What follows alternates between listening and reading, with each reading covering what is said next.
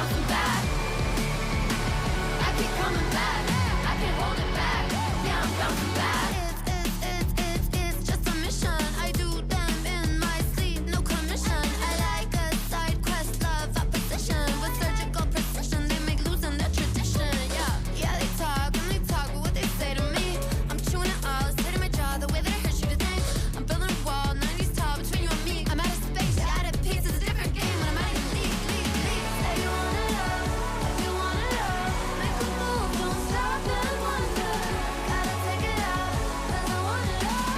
No stumble, I'll keep bouncing back. Take your cap, take your step, take a step, 'cause I've been back. Oh, just like that, I beat you in, crank up back to back.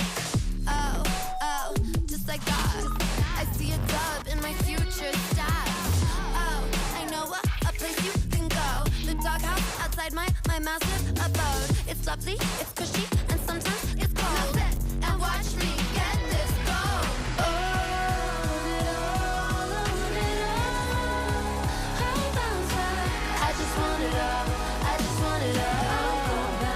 I'll bounce back. Said you want it all, but you want it all. Said you want it all. I'll bounce back.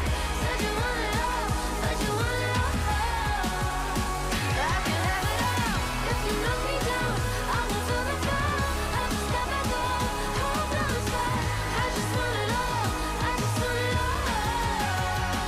I'll keep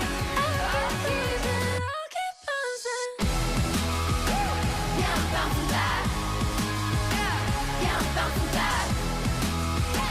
I keep coming back. I can't hold it back. Yeah, I'm bouncing back. I keep coming back. Yeah, I'm bouncing back. I can't hold it back. Yeah, I'm bouncing back. I keep coming back. Yeah, I'm bouncing back. I can't hold it back. Yeah, I'm bouncing back.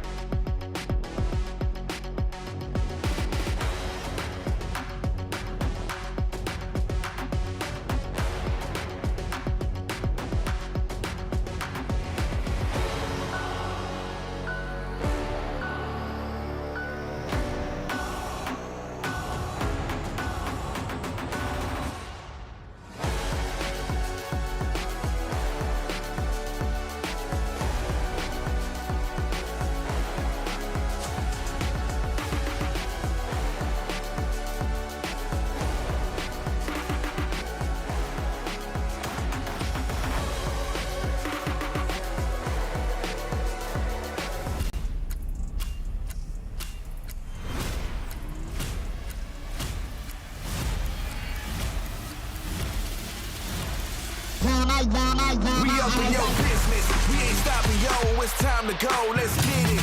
Whole squad, get ready now, let's go all out, let's win it, win it. We gon' get the bag, we gon' get the loot. And if we gotta fight, you're gonna get the boot. Nowhere to hide, when we in pursuit. 'Cause we the champions, y'all can't dispute. We're going from the top. I our Major 2 heats conclude tonight. We're going to finish this trilogy off in style. Who is going to next weekend's Grand Finals and who is going to have to settle for the last chance lobby? Welcome to FNCS.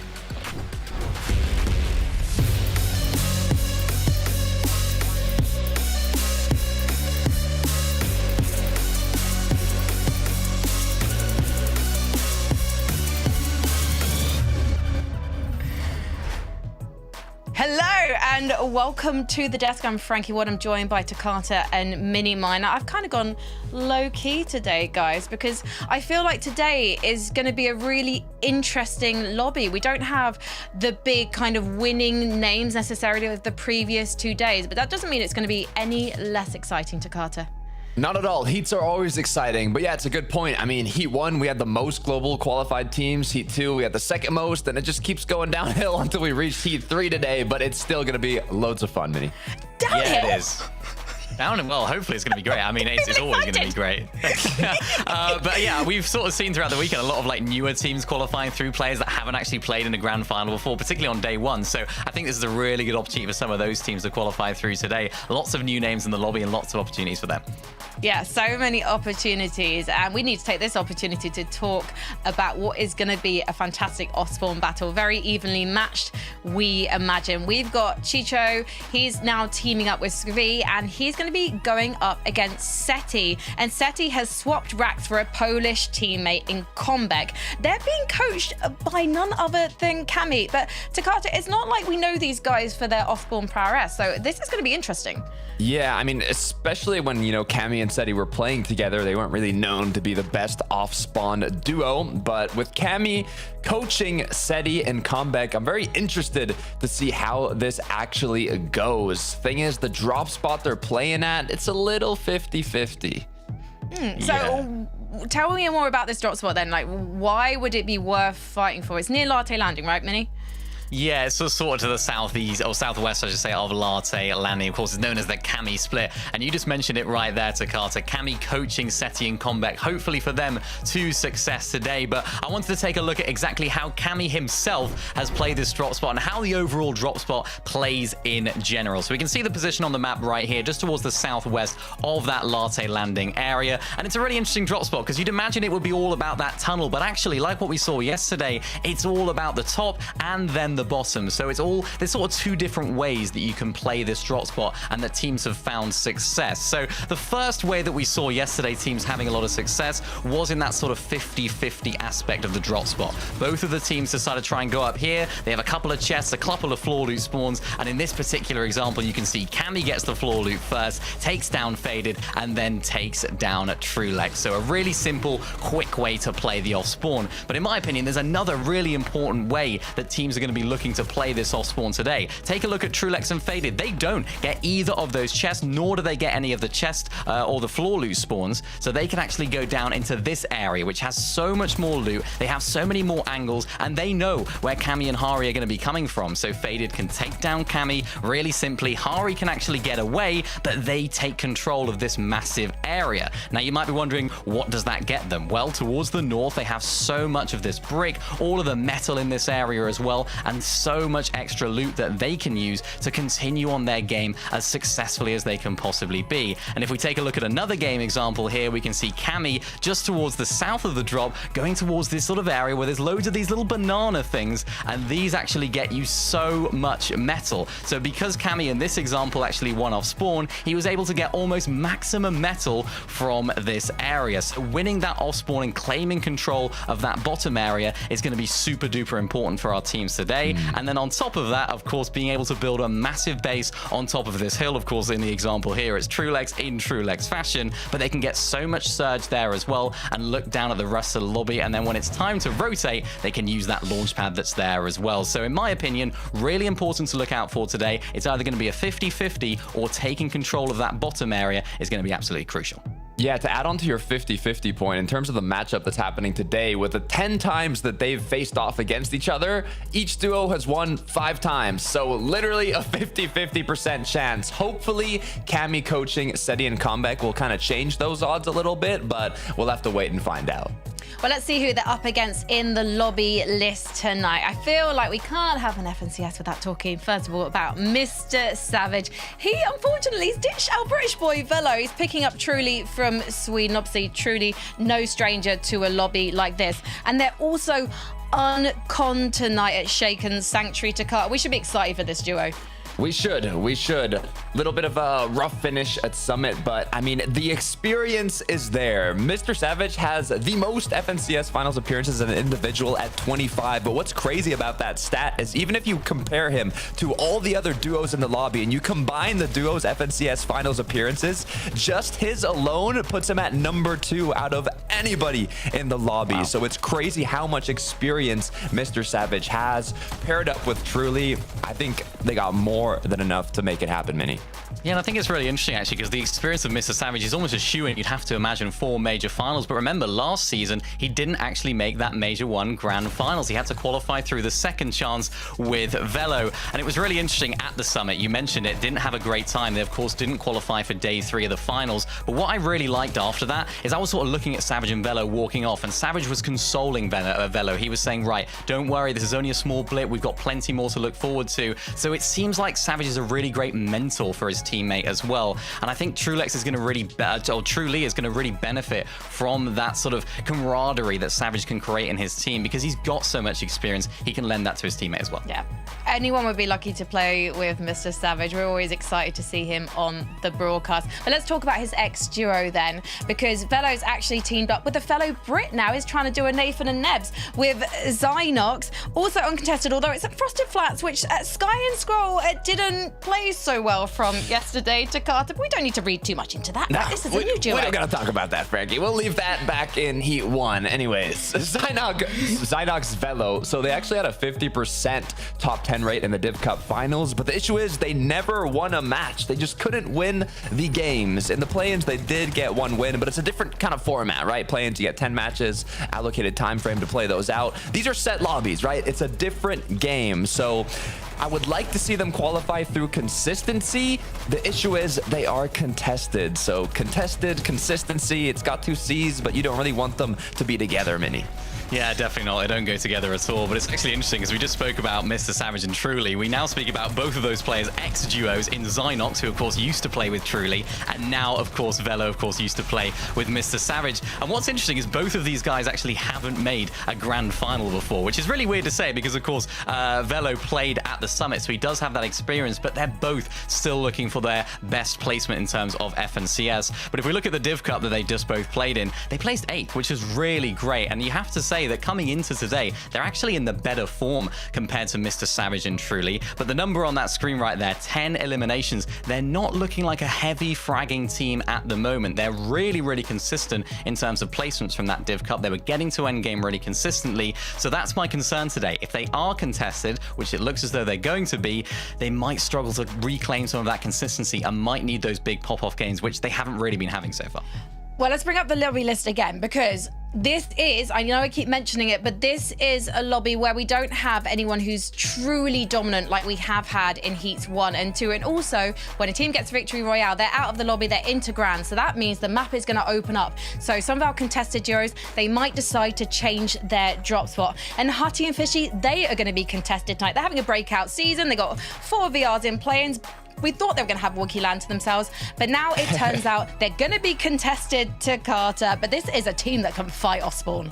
Yeah, there's good news and there's bad news. The good news is there's no more hungry sharks in the water at their drop spot. And I feel like Huddy Fishy is a duo that really got shadowed by Shark and Teeny in the last major. But when they did win those matches off spawn, they performed incredibly well. This is a team that's more than capable to be at the top. Now, like you mentioned, Frankie, we thought they were going to be uncontested today, but it looks like there might be a surprise con. But I'm pretty confident in this duo, Mini. I think they have what it takes. Yeah, I'm pretty confident as well. Unfortunately for them, statistically, there hasn't been anyone qualifying through out of Wonkyland so far this weekend, which could work in their favor, I suppose. If they are able to qualify through, they are unlikely to have that contestation come grand finals if they can. But what I find really interesting about this duo is that they're both from the Czech Republic. And I did a little bit of looking, a little bit of digging. I was trying to see, what are the Czech Republic players looking like? Do we have top tier Czech players? And to be honest, these guys are literally the 2 best players in the Czech Republic region. So it's like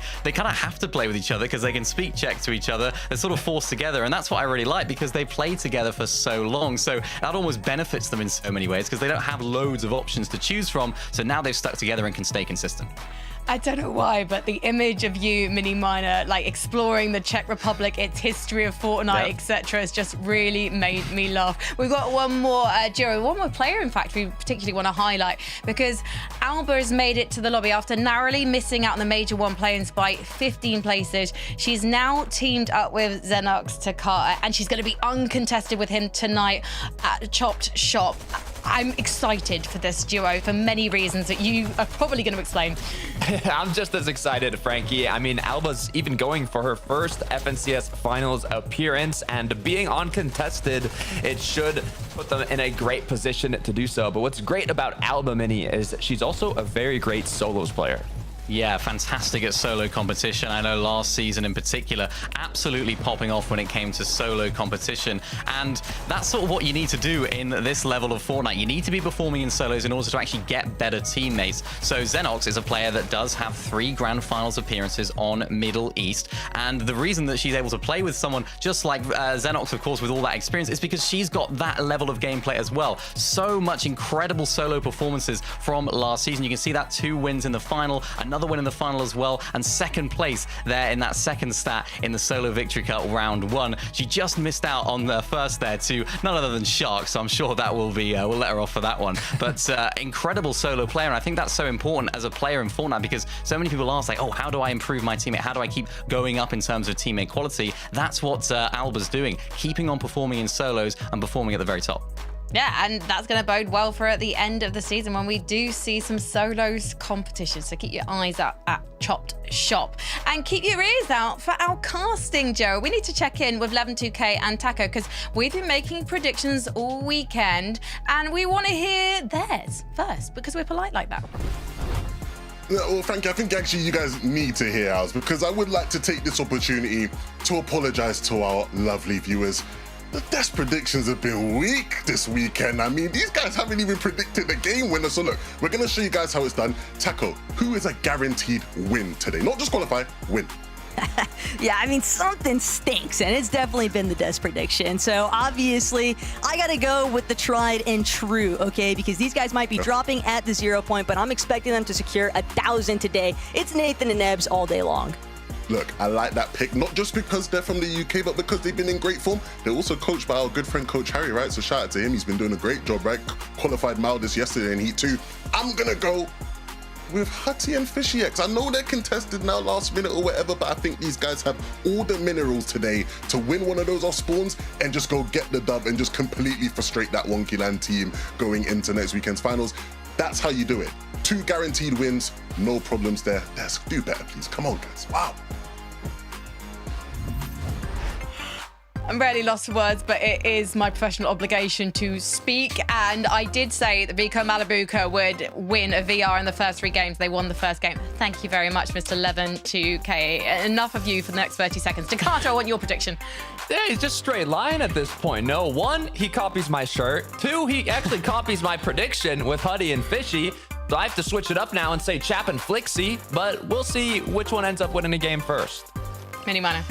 There was something I didn't mention earlier about one of the players in this lobby. We have a Welsh player in the lobby. It's Cynox playing with Velo. I'm left with no choice. I have to choose them. And even if he wasn't Welsh, I would definitely choose them anyway. They're going to stay consistent today. They're going to win off spawn no matter what happens. They're going to qualify through. Maybe not a game win, but they're going to qualify regardless.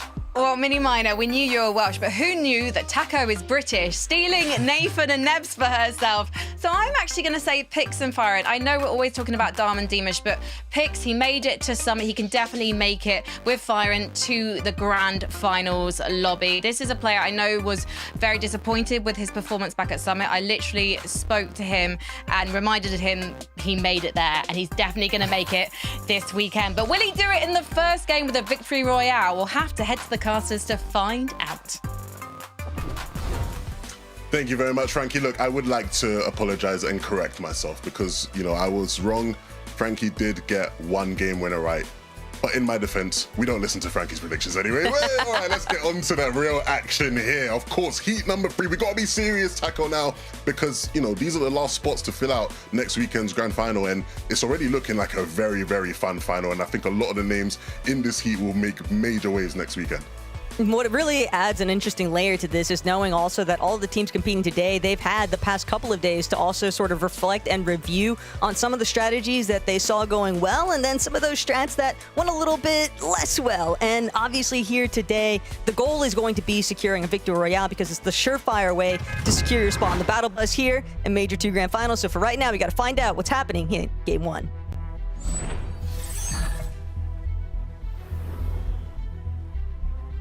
All right, who will be our teams to make it through heat number 3? Of course, before we get to the endgame action, it's going to be all about these different off-spawn battles taking place all across the map. We have some fun ones in store, some surprise ones that we weren't quite expecting, Taco. But we will be doing our best to break all the action down. Shout out to Calasoto. I didn't realize Calasoto was still kicking it here. An OG EU competitor here. We got everybody showing up for the EU heats. Seti and Comeback, no problem so far.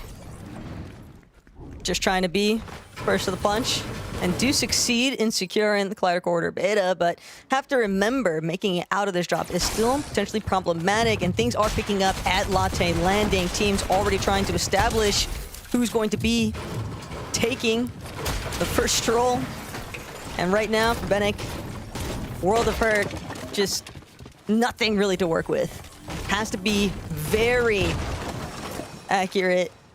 That striker, I don't even know if they'll get the chance to try and get any shots off whatsoever.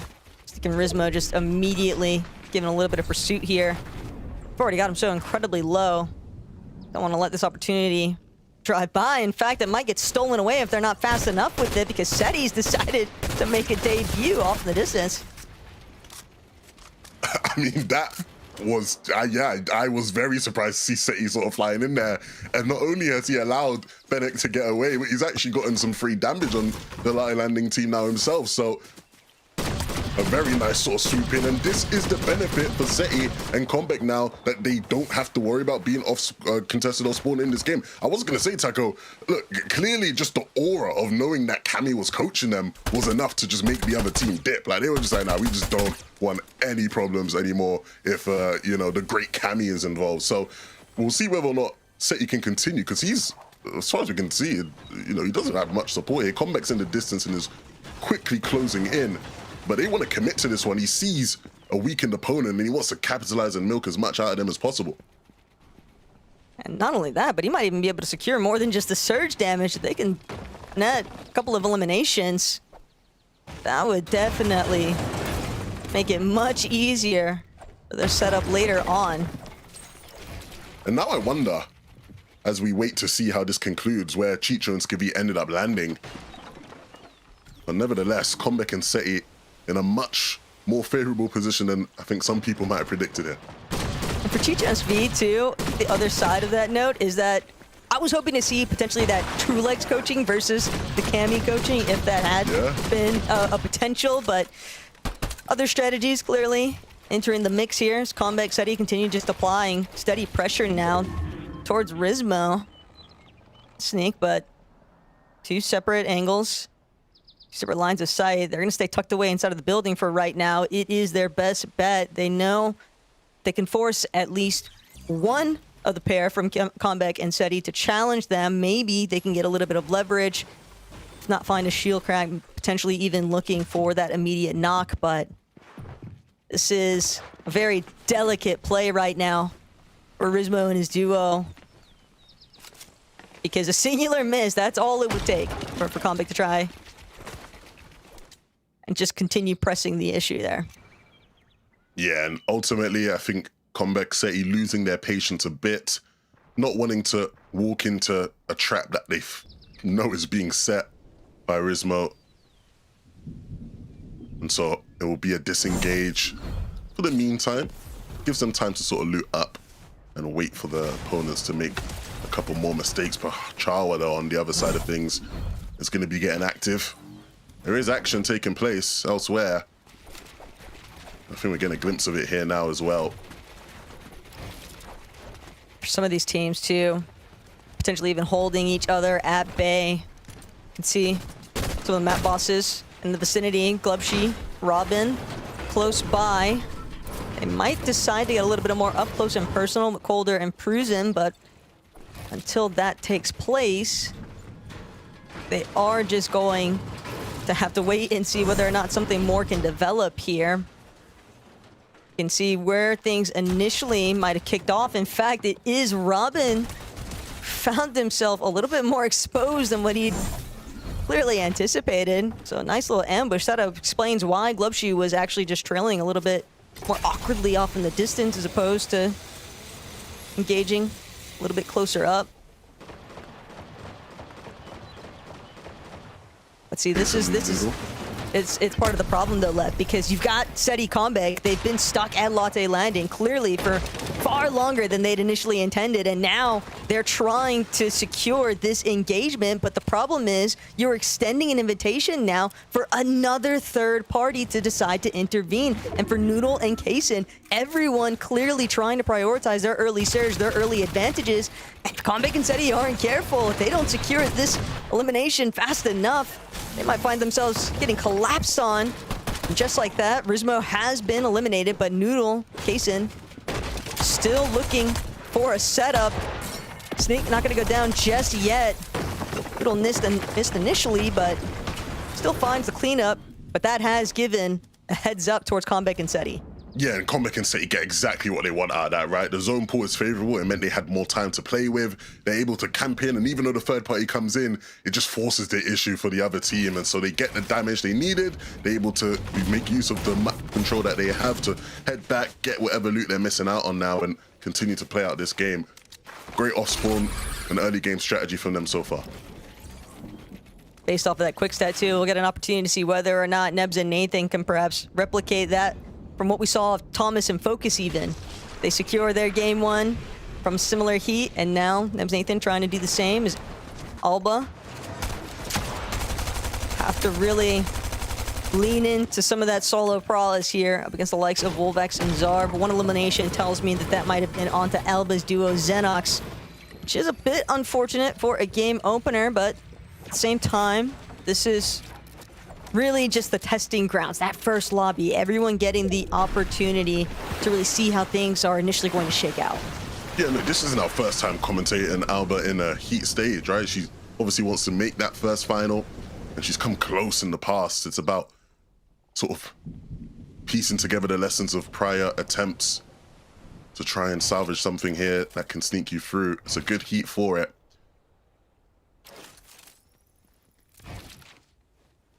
Can definitely see Sky and Scroll's influence already, though, on Velo and Xynox with their initial strategies. And sure, it was a little bit of a haphazard day for Sky and Scroll yesterday, but that doesn't mean that Velo and Xynox couldn't have finalized the recipe for success here. But there is a lot on the line, Levin. Obviously, with both of these duos competing against their former ex-teammates in this same heat, there's obviously the pride contention of who's going to make it to finals, who's going to make it to finals first, potentially even, and also just knowing, I want to make it to my first grands. Absolutely. That's what it's really about. Forget the grands. I just want to outplace my old duo partner and show that I was not the problem. Chap certainly isn't the problem in this fight right now. He picks up one, and he's looking for the other. The Siphon will give him a bit more room to dance about and try and find Robin. Of course, Robin isn't really working with much already off the back of the reboot. And so Chap and Flixie's in a very comfortable position here. A big testing ground, I think, for these two, right? In a heat that I think many people in EU are saying is the weakest, you would expect Chap and Flixie to roll on through. The problem is for them, Taco, is I think they've been in plenty of situations this year where we expected them to sort of roll on through pretty easily, and they haven't. And so what is the expectation for them today? Of course, it's to qualify. I think the question comes down to how they qualify. Is it a comfy qualification? Do they show us a sign of maybe what we can see next weekend, or do they scrape their way through and leave us wondering whether or not they are the right combination for each other? Ready for them to break the mold. They've already got that Belgium lock But now it's about finalizing the steps leading into it. And they have just had those hot and cold instances so many times in previous tournaments that it would be phenomenal if they could just bring it all together here and show that they are in ship shape. But for right now, problems continue to ensue.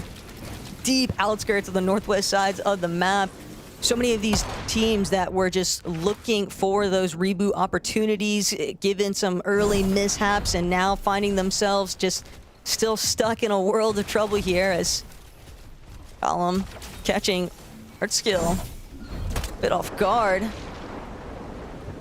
Could be a dangerous spot to be in, but for Flixie and Chap, where they had initially had a pretty big advantage up against Robin and Glubshy playing for those reboots, now they've got to deal with yet another team trying to have a bit of an advantage here.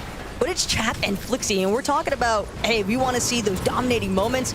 This is one of those circumstances where your veterans on EU should definitely be able to showcase their strengths, and in fact, they are going to do enough to prevent Zestful and his teammate from reconsidering re-engaging. Yeah. I mean, I think what I'm about to say might almost sound hypocritical, because I did say I want a strong performance out of them today, but I almost don't want a one and done, because I want to see a couple more games of them. You know, I want to see what they're about today before they sit back and watch the rest of the games. And so, Ping and Ghost, another duo I think a lot of people will be wanting to see what they're about. Of course, Ping, a player who had plenty of success last year in trios with Manabuka and Wox. Ghost, a player who in 2026 has been highly touted as a top talent. And both, I think, have struggled to really find the right partnership, duo-wise, to find any sort of significant success. So an opportunity that has to be taken here today. Hey, our fan favorites on the screen. Everybody's favorite EU Fortnite pro, Mr. Savage with Truly. What are your expectations of them today, Taco? I'm leaning very heavily towards consistency. That's the main thing that I think I want to see out of Truly and Savage, because when you are such a newly formed duo, it can be a bit complicated to get the exact practice that you'd be hoping for, but I know that these two have steadily been grinding. They've been joining inside of the scrim sessions. Truly has definitely been hawking down Savage to participate and practice with him, and I think that's just a great mishmash of what you need from a player like Truly, who's new and definitely excited and trying to get every last little bit of knowledge from Savage's experience also coming into the mix. And it can be really well played for a scenario, but I want to see them just making it to end games as a duo. That's what we all want to see. Taco a believer. I'm sure we'll see many people spamming the cabbages to help Savage or whatever it is they do. Doing it for years. I still don't, you know, I'm still not tapped in, but I know they do something for Savage.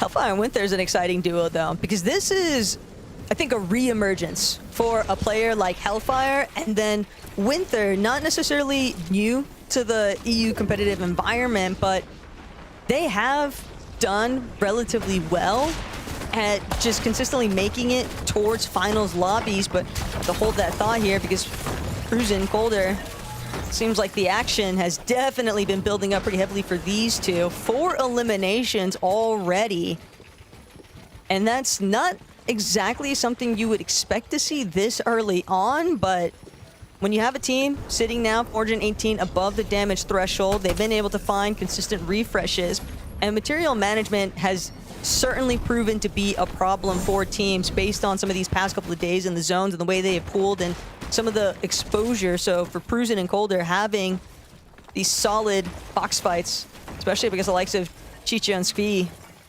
those are the kinds of closeouts that you really need to build that confidence early on. And that's not good for Comeback and Seti with Chicha and Svi going down like that, because a poor game might just make them opt to revert to their original drop spot plans. But great defensive fighting there, showing how to deal with a team that's desperate for surge when they're knocking on your door.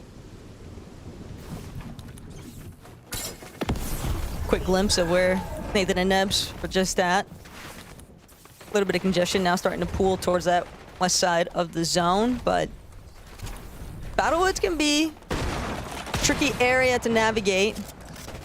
Really got to make sure that you are monitoring your builds around those trees. Not finding yourself incapable of building next to one. But for Giras and Cheatin, right now it is exclusively a focus on trying to see if they can maintain just above that surge threshold, teeter-tottering the line. And Ifrozi and Chuck, it could be a good option here, but whenever you lose shield to that surge, you're having to spend a little bit of time to heal back those shields, because an overpeak could be the worst case scenario. And for Cheatin and Giras, they don't really have too many options. They've just got to keep trying to apply pressure. Yeah, and they need this damage, and so they'll play aggressive for it, but they have to worry about the surge. And then the rotation is not easy either. The good thing here is if they're able to get the damage what they have, they can sort of wrap towards the zone, but they're just going to be wrapping straight into the congestion, so it only gets harder for them. Not considering the fact that they ain't won the fight. They got to stay alive. Saying that, getting the exchange here. That Siphon just barely going to click in for both Giras and Chuck, but now both of these players left as solo, still having to try and figure out a way to even break past the congestion, because everybody that's already on that edge of zone is already looking directly at them, and Giras immediately suffering the repercussions of this drawn-out exchange because it took so long to get into zone. Chuck was hoping that sacrifice from Giras just ahead of him would mean that he could survive, but even after making it to edge of zone, just a little bit too much lobby focus, and eventually just being forced directly into the clutches of another player. It's an unfortunate circumstance, but sometimes that's just how it goes. COOKED, cooked. Not much you can do. iDrop and Gonzo, we've not really talked about them. It's our first time seeing them in this game. I mean, look, I don't want to repeat the typical iDrop tropes, but I will because it's my job. And the reality is we've seen iDrop in great situations over the years in FNCS. We've seen him have great spells of form where he looks like he's about to mount a FNCS winning charge, and then at the final hurdle, it doesn't quite happen for him. He's playing with Gonzo now, who, as you can see here on your screens, knows how to hit a shot or two. And so these guys may go underrated, but the question will always be, and the pressure is at its highest, will they be able to deliver? This game will be a good test as they position to play height for the rest of the end game. Gonna have to watch their backs too, because Nathan and Nebs just steadily creeping up towards them from that mid laner, secondary height position. Wouldn't be surprised to see them go for a clash eventually on the high ground. But for right now, it's a little bit more of a problematic venture if you're Ghost.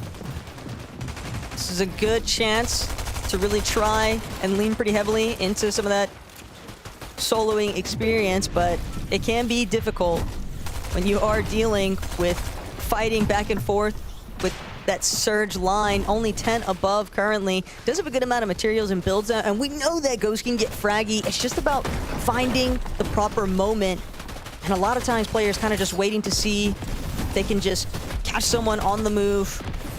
First rotations can sometimes draw a little bit more attention than what you would want. Seti and Comeback, though, they're looking great currently. 858 above, 1 elimination. It seems that a little bit of an early scuffle definitely did them some huge favors, and being unconned. A great example of just how a great start to your game can snowball into what could be the makings of a finals qualification game if they can really piece things together here. Nebs and Nathan have had a bit of a tougher time since the end game has begun, and they need to be careful not to run into a brick wall here.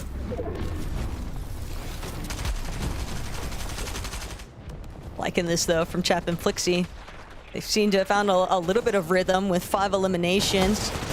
Just doing a great job at tarping underneath height. Savage, truly, also trying to gauge. They want to be some of the first on the go, but Levin, just looking at their loadouts, they are going to need a refresh eventually.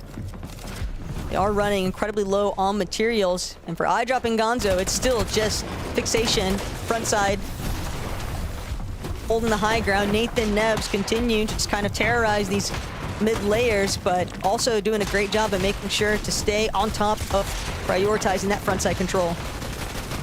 Yeah, and look, a bit of a rough end to the rotation there for Nathan, but I love the intention, investing the materials to find them the refresh that they needed to find just a bit of control in this game.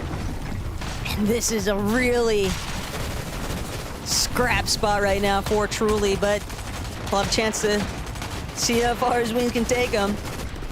As a solo, many players know even making it as a duo in from the backside of zone can be a complicated measure as Nathan turns around one more time. Alba will be eliminated. 4 eliminations now for some of UK's finest. They don't look like they want to stick around in this lobby. Seem like they want to just get the job done on the first go round. Is Truly now looking for a closeout, but can't get the refresh he needs. That'll be the end of the run here in game 1. But Nebs has been taken out. Flixie also trying to see whether or not he can go even on this exchange. Unfortunately, losing Chap, priority fragger, is going to put a lot of pressure on, and Nathan and Nebs shut down that tango. Chap and Flixie, just big cost. Yeah, a lot of our top hitters there losing steam, but you know who's not so far? It's iDrop and Gonzo up top. That time will come soon though, and we'll see how they'll deal with it. It's not going to be easy because when you've got Flixie feeling it down below like he is, anybody that runs into his path might just be running into the end of their game. We'll find some more space towards the front of the zone as Combat tries to creep his way in on the back with the chug. Flixie doesn't have as many more materials to invest into his position here, so just gonna have to try and heal him, find a shot to hit, and the shot he will find. Can he get the loot with the player in the box? He's gonna have to duck down. Flixie still manages to stay in this game and just catch up a bit more placement. If he can, will eventually get dropped out by Comeback, who finally made his way in. And still nobody contesting iDrop and Gonzo, and they have completely run out of steam up with the builds. You have to wonder now what's been taking place, who's been waiting to try and steal this one away. Wolvax opted to see whether or not they could take a stab towards height, but iDrop will be forced to drop chopped out, doesn't get the chance to heal. Fall damage will be the final calling card here, but Gonzo still up and running, has plenty of whites to play things out. Ghost has done an excellent job also as a solo, but the Storm will finally take him out. Velo and Zynox playing through the low ground layers, only having to contend with Comeback essentially on height, and Comeback with no builds. He'll be forced to drop down directly towards where Velo and Synox are at, and they'll immediately find that elimination, no problem whatsoever. But the question is, can they connect with the last one? It's a 2 versus 1 endeavor. They've just got to make sure to close it out, and Gonzo won't be able to nail it. So congratulations, Velo and Zynox. This is a perfect opportunity to showcase exactly why you guys opted to play together in the first place. Look, one thing I know for sure is that when it comes to predicting a Welsh player, you can never doubt Mini Miner. We're going to send it back to Frankie in the desk to break that one down. Thank you so much. I feel like we've been talking a lot about Spanish Fortnite recently, probably because of Takata being on the desk, but we got to talk about British Fortnite now. Mini Miner, congratulations to Velo and Zynox. You know, these guys, they rebuilt things together, and now they're going to the grand finals together. I want to talk about Welsh Fortnite, actually. We are a different breed. That's what we do, right? Yeah, no, unbelievable They're stuff. not both I'm honestly Welsh. a bit of I can't lie. Yeah, I'm a bit of a fraud, though. I'll be honest. I did say that they wouldn't win a game. So it looks as though they've proved me completely wrong. And I thought they'd be playing a lot more consistently, not getting as many eliminations, not getting as fraggy based on that Div Cup performance. But Takata, the way they played this endgame was absolutely fantastic. Electric at times there as well. I think it was, what, 6 eliminations for the win. And they'll be really, really happy with it just in this first game here. Really great start. Oh yeah, no, the chemistry all-time high. They were the only duo for a while there in those final moments when iDrop went down and the issue is they kind of had to play that heal off a little too early, so once they came back they were already low on mats, and then with Levin switching up on his kind of desk trash talk instantly and celebrating Mini, you know, everything is just a surprise here in Heat 3. I do wonder if Velo learned a thing or two being on land at Summit with Mr. Savage, who's regarded as one of the greatest IGLs that Europe's ever produced. But I also don't want to take anything away from Velo because we're on this journey with him now, and we'll see him and Zynox in the grand finals, and we'll see you guys after the break.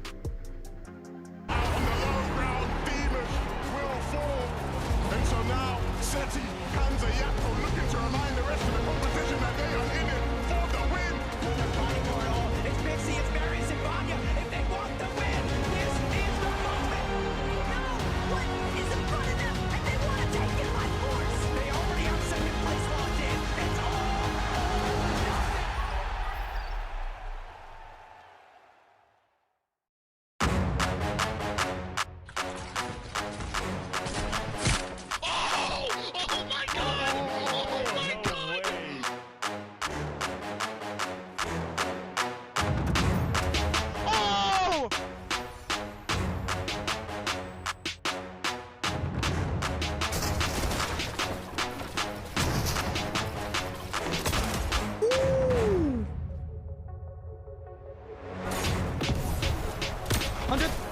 I got hit with that one lot.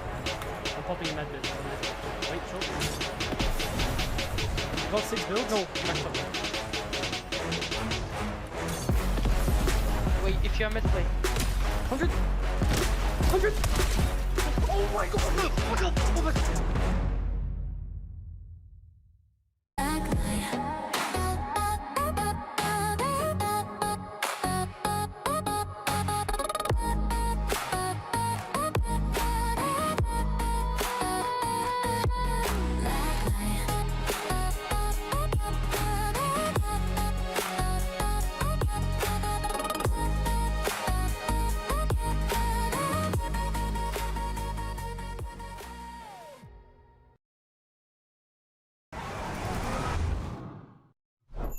Milk can help you grow.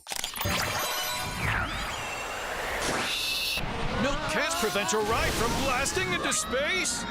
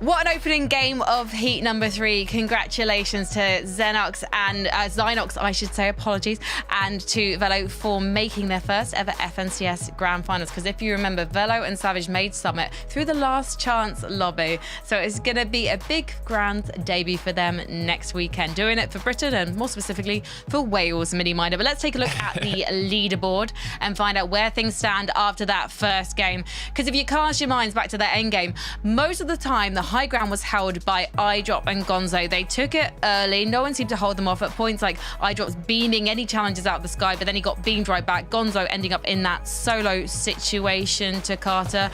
But he played it so well in order to clutch so far.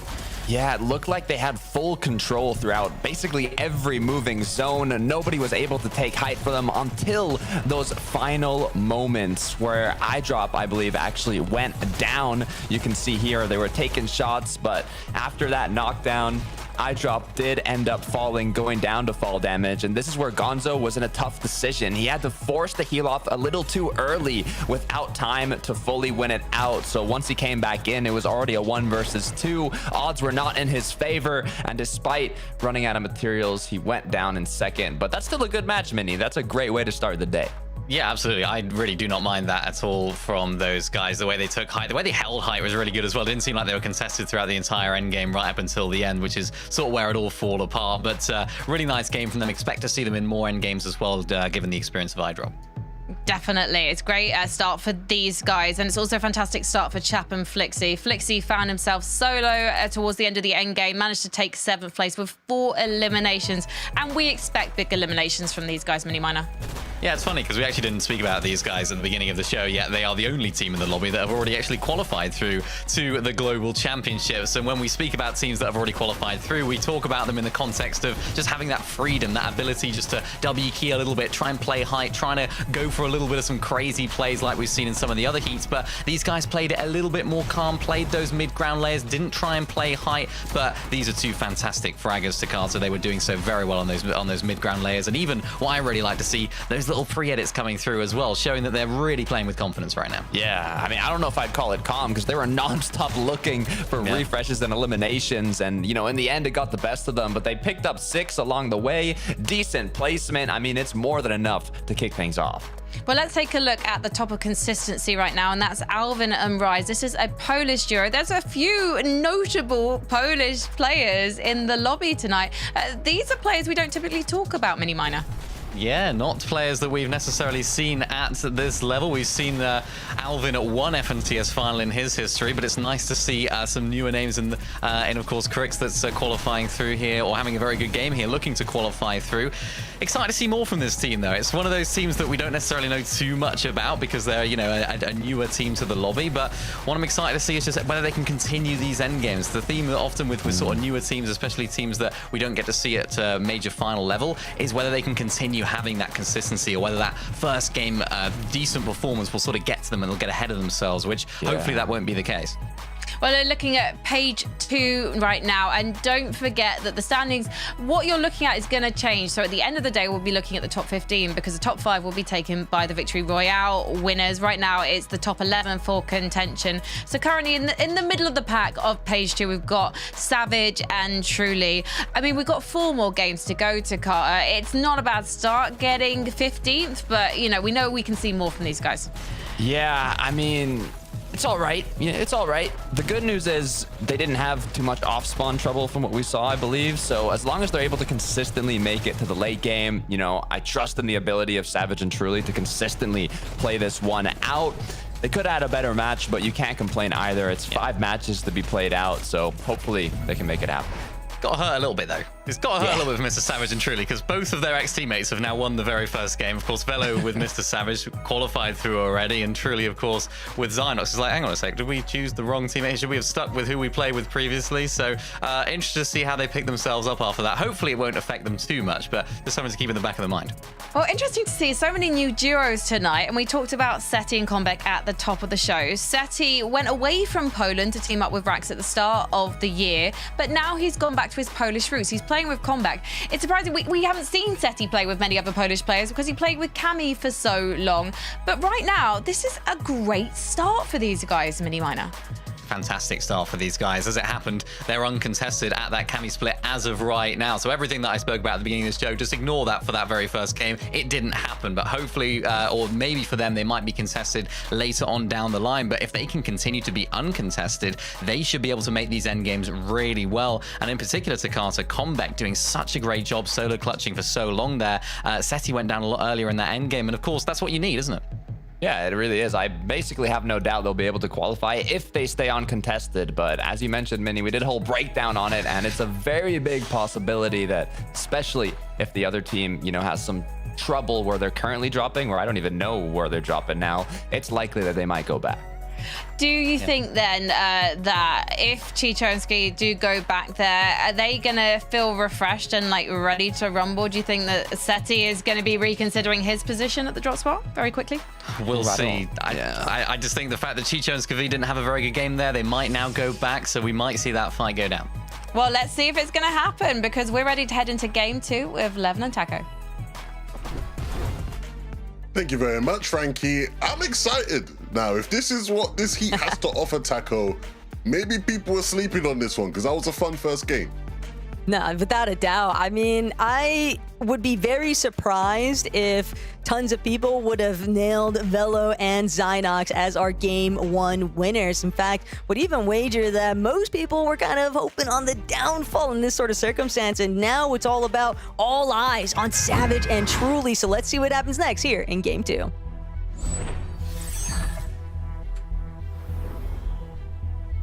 Taco, you are 100%, I can't speak English, 100% correct in saying that the pressure is now on for Mr. Savage. We can't let Velo qualify through and Savage is struggling here. We just gotta go through, win game number 2, show him, look, anything you can do, I can do better. They gotta double their limbs as well and everything. You just gotta outshine them in this game. The pressure's on. We would never hear the end of it. We already are never going to hear the end of this. I can assure you that much, just knowing the kind of character that Velo can be. But hey, enjoy the celebration, because Major 2 Grand Finals is up next, and that's exactly what all of these players are still contending for. Swiver, Very, trying to establish a little bit of dominance here at Sinister Strip. Izik's going to make it into the vault tunnels, but whether or not they'll be able to escape, have to just potentially wait and see. The double Maven loadout there for Wyvern, and eventually drop one of them. Doesn't have delayed pull-out time, but still, both of these players just trying to hunt down that final elimination. They don't want to have to worry about constantly having to check their backs. It's just so much paranoia. Izik's still barely managing to sneak away. Survivability is all it takes sometimes. And Wyvern Very have spent a decent amount of time in pursuit here, but the moment that they've chased the player out of the POI entirely, that might be all it takes for them to recognize that it's time to just get our loot path established and really start building on our own game plan.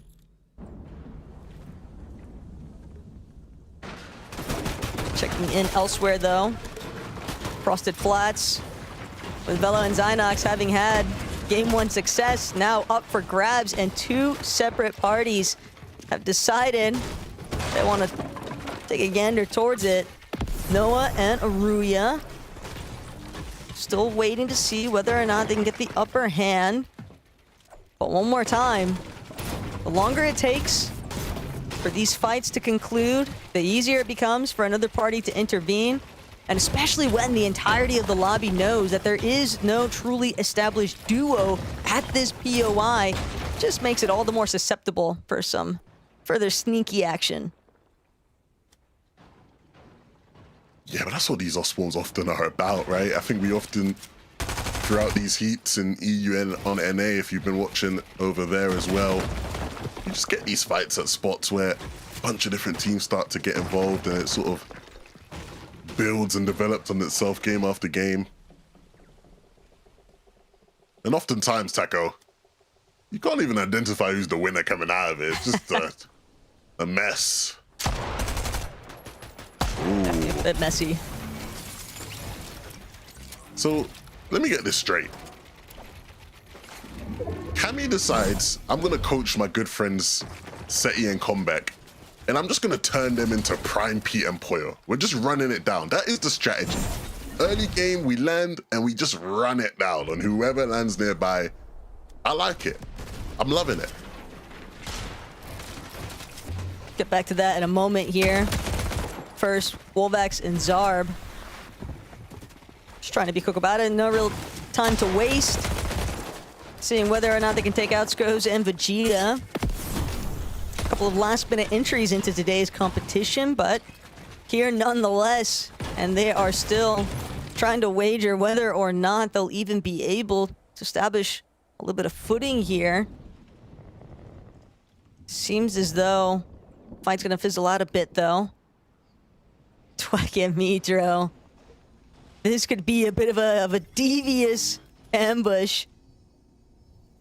For anybody that might have taken notice of it, when Biko and Malabuka at one point even fell victim to this sort of trap, and it looks like Nitro and Twek might have just stolen a page out of that playbook, because they're going to be able to net at least one elimination off of the Patience, sitting inside of the cone, waiting next to the vending machines over towards Lifty Lodge. So their time wasn't wasted in the end. What do we have here? Hellfire and Winter. You know, these two obviously have a fair share of experience, especially in the case of Hellfire.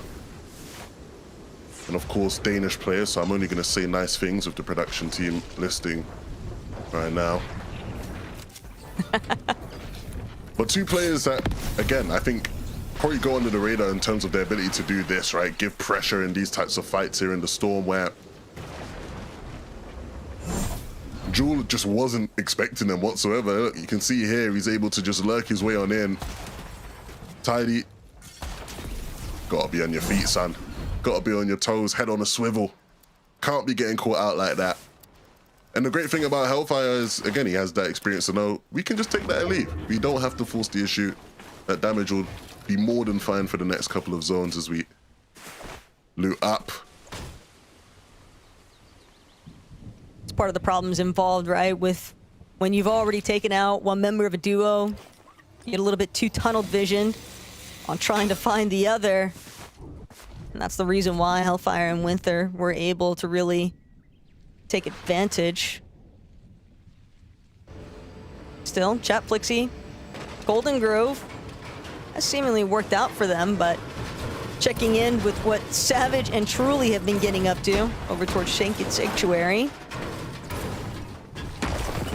And this will be a bit of a struggle moving forward, largely just because they've got that Velo and Zynox Victor Royale sort of looming over their heads here, but for Hellfire and Winter, they just want to see whether or not they can actually take out Jewel too. They already took out Tidy earlier on from a well-played sneak engagement. Doing a pretty solid job too at just ISOing. Yeah. Jewel just doesn't have an escape route. Just a really great job at preventing the escape. Finish the job. And again, that's why they didn't have to force the issue earlier, right? These things comes in swings and roundabouts. iDrop and Gonzo, not the worst first game, right? If they can have another game like that first game, they'd be almost good to qual based off of the points in previous rounds. But I think they're going to want more than that, especially if they continue to be as aggressive towards playing height as they were in that first game. Especially for someone like iDrop too. Oof. Sneak nearly managing to turn that in his favor. Jello and Sleep, they needed that break though. Got plenty of whites to heal through coming out of Latte Landing, but the surge could potentially be a little bit of an issue as the match continues to develop, just knowing that, you know, it's great to find those eliminations, but less so when you are eating big damage in the process. For Chicho and Skvi, maybe they've been hoping that Comeback and Seti would have been the victors in that first lobby. Part of the reason for them potentially trying to avoid that off spawn early on is to see whether or not they can revisit their original intentions and try to replicate some of that success.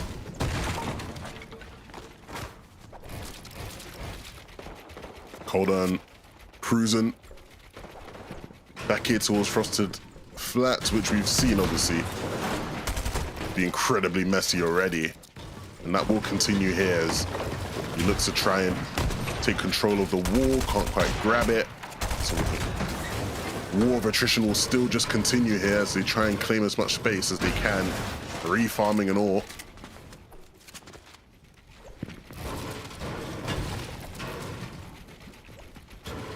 Almost like they're sizing each other up.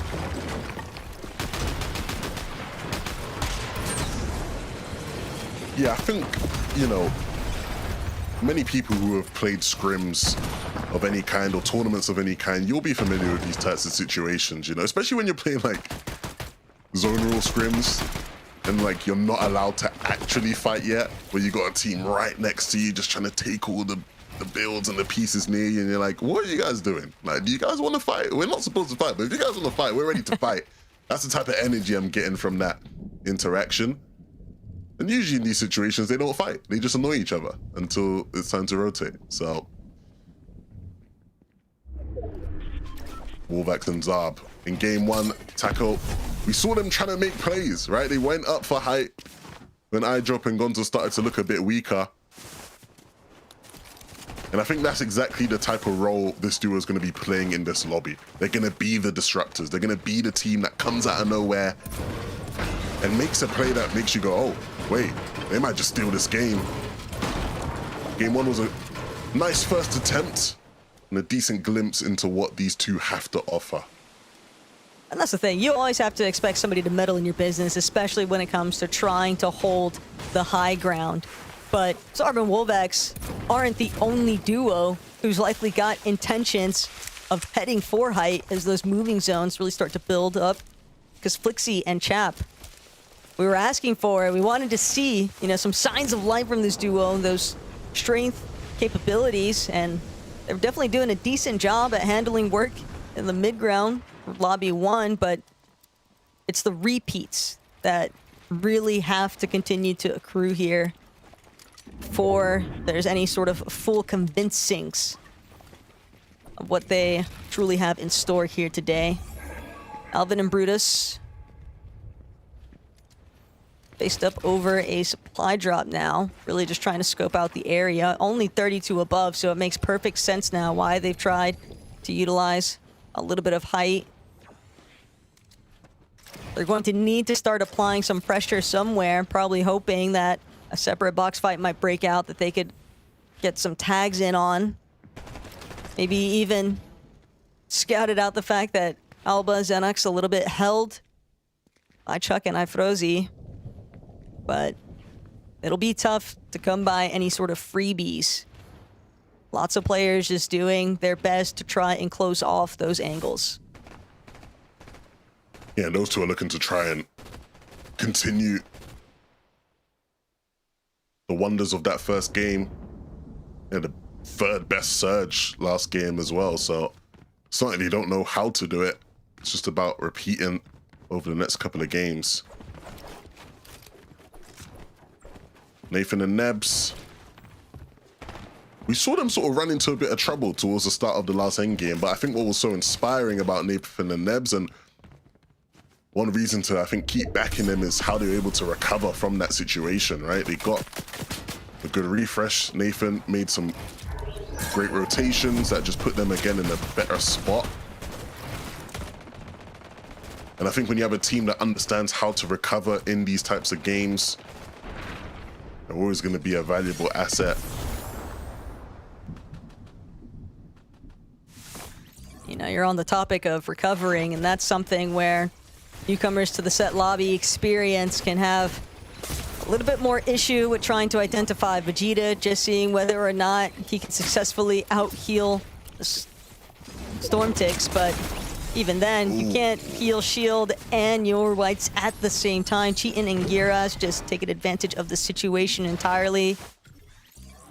They knew that Solo was definitely struggling. Did he have a build? So, I mean, I get you know, you're just struggling, you're desperate to try to just get the heal off, but you also just can't grieve there, you know? You have the build, you gotta place the wall. Just don't think he expected them to be there. Expect the unexpected in this one, I'll tell you that much. Tom, just about getting in. Not with much, but just about. He'll be hoping he can get one of them big pots chucked his way soon. He's found one for himself, not bad. Another one will do though.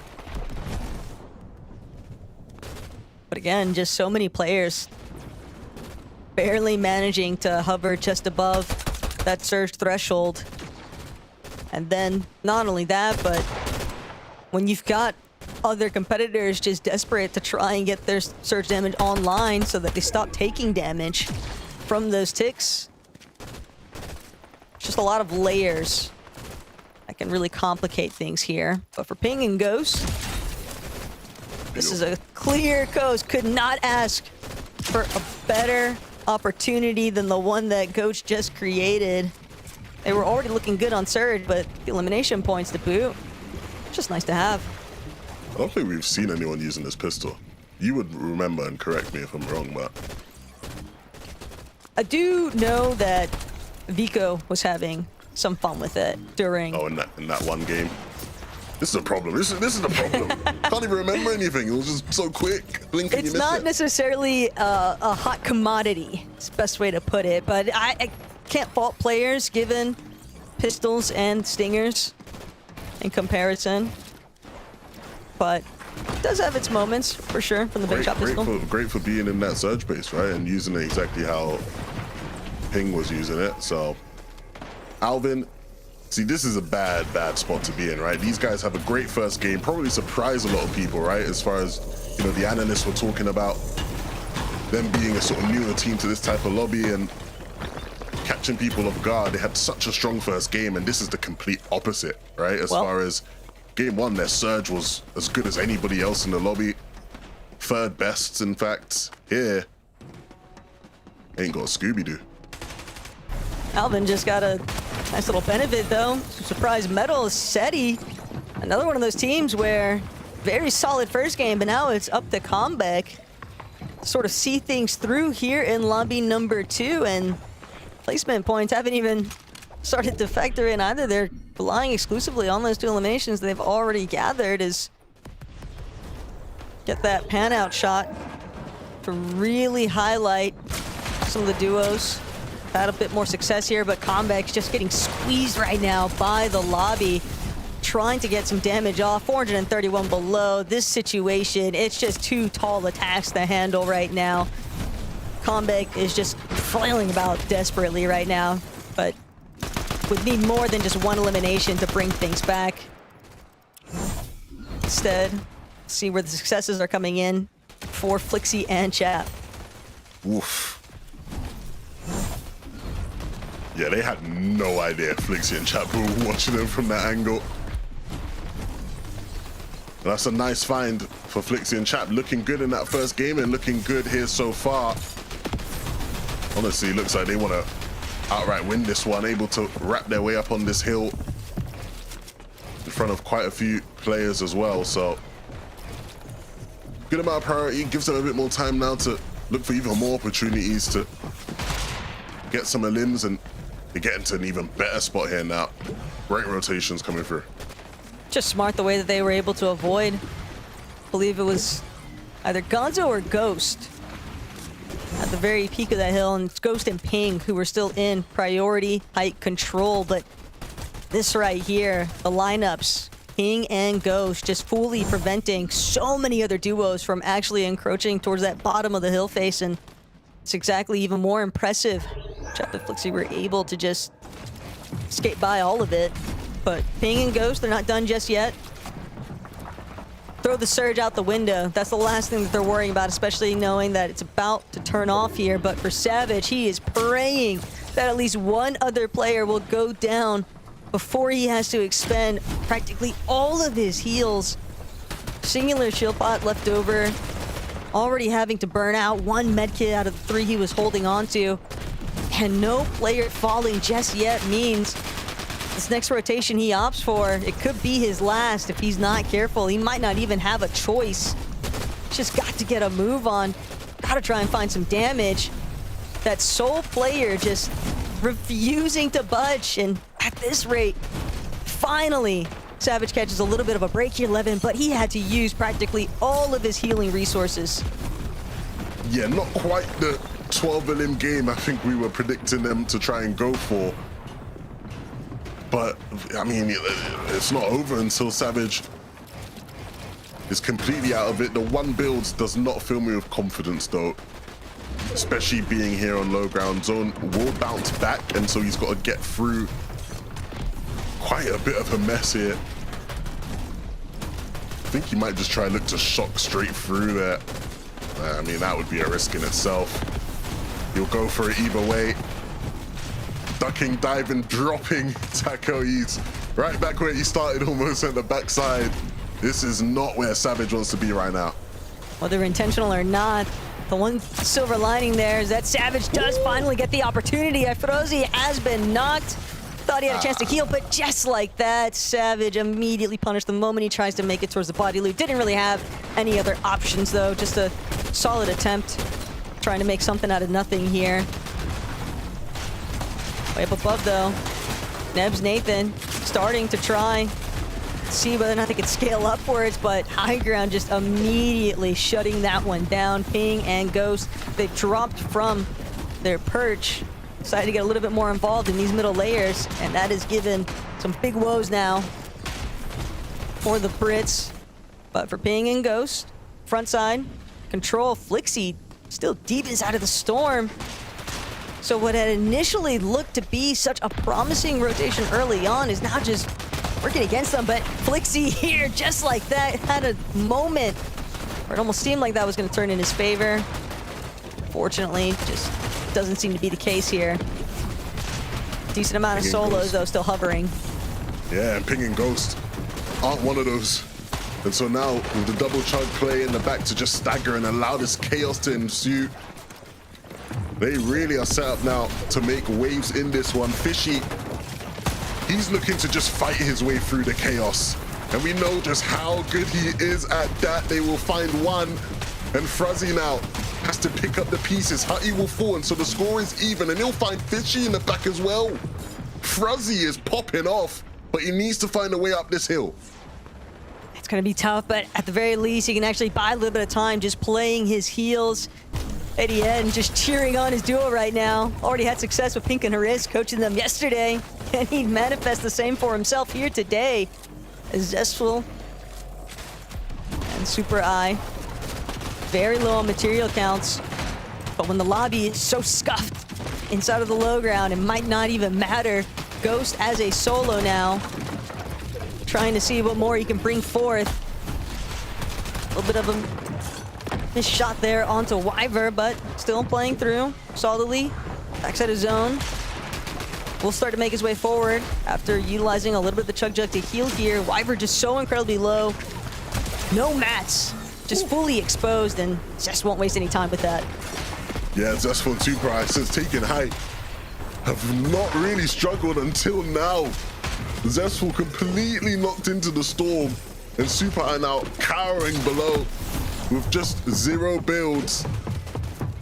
And so it looks like the low ground teams really hold the power here. Zestful will drop down, Super Eye will follow, he'll get one, and he'll actually clutch up! Oh my goodness! When it looked lost, with no materials, it was the shotgun that got the job done, Taco. They just did a great job. After they were able to secure the high ground, Levin, they were completely taking out each solo one after the next, and that little dominoes effect is what really seemed to give them the edge there off of those refreshes. But of course, we've got our Desk, who's also got to break it a little bit further down. Thank you very much. Yes, Zestful and Super Eye, they had their eyes on the high ground from as early as Zone 8, and they were managing to intelligently hold on to it and make that calculated, aggressive move at the end to secure the victory royale, Takata. Yeah, this is interesting. They had 0 points going into this match. They've made it to 0 Div Cup finals. They've made it to 0 FNCS finals. Until today, with that win, they have qualified to their first FNCS Grand Finals, and that is what you love to see about the Heats, Mini. Yeah, that's what it's all about. It's nice to see. It was nice to actually see them hold on to hype for such a long time there as well, and actually play it really, really smartly. We spoke about it at the last game. Of course, iDrop and Gonzo being up on height and just not quite being able to ride it out all the way to the end. But these guys showed us an absolute masterclass here on how to actually hold on to it and play well from it as well for so long. There was a moment, I think, where one of them got overdrive grenade out. This play onto Zab was fantastic. Look at that. Double sort of fire down on below, and I think actually one of them got yeah, I think it was Super Eye that actually got shockwaved out there, which was not ideal for them, but Zestful was managed to find a few eliminations. Super Eye there at the end, of course, managed to come back in and get a couple, but really nice place in these guys, and welcome to the Major 2 finals, as you mentioned, their first one. Yeah, congratulations, what you love to see, but that clutch at the end, that's what got him it, that's what deserved the placement, that golden ticket in to the FNCS Major finals here for Major 2. So I'm excited to see how they play it out. Still a lot of spots to be filled up, but looking good. Yeah, I mean, Mini Miner, you were researching players from the Czech Republic Fortnite scene earlier, so maybe you could be researching these guys in time for next weekend's Grand Finals, because we're going to see them there. They've earned their place through that Victory Royale. There's 3 more Victory Royales to be claimed tonight, plus the 10 consistency points. So let's talk about who's in contention after this break.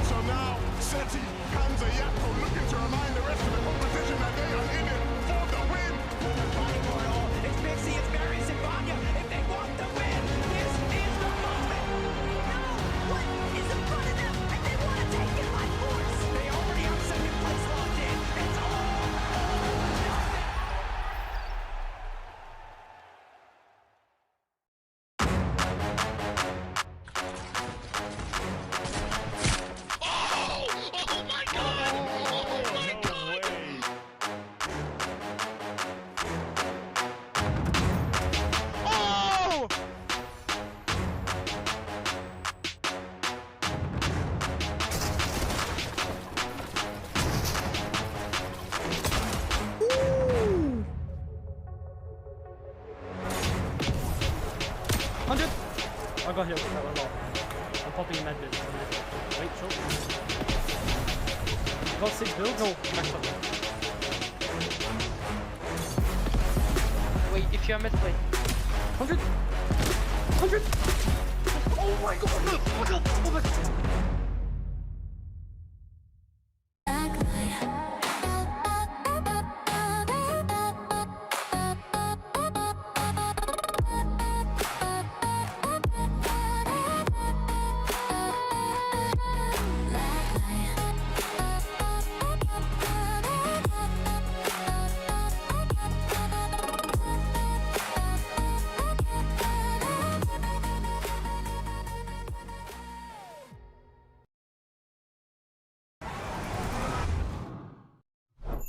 Milk can help you grow.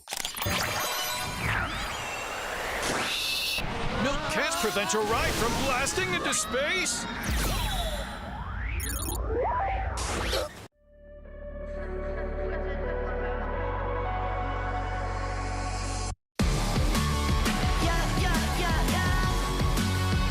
I'm bouncing back now.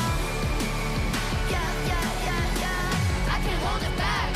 Yeah, I'm bouncing back. These mountains, I'll tow 'em. Those pebbles, I'll roll 'em. No bridges, claiming peaks while you're plateauing. I flag for my city, not really, just kidding. 90 tags they taking from me. This one right here is only for me. My power's so raw, you're living it. I bet you bet on my odds. If I had to fly, sides dissolve the minute I got on my bed. Don't need 2 cents or your consent to give it 100%. Cause I'm a beast, so lower your head. I rise, I set. Say you want it all, if you want it all. Make a move, don't stop and wonder.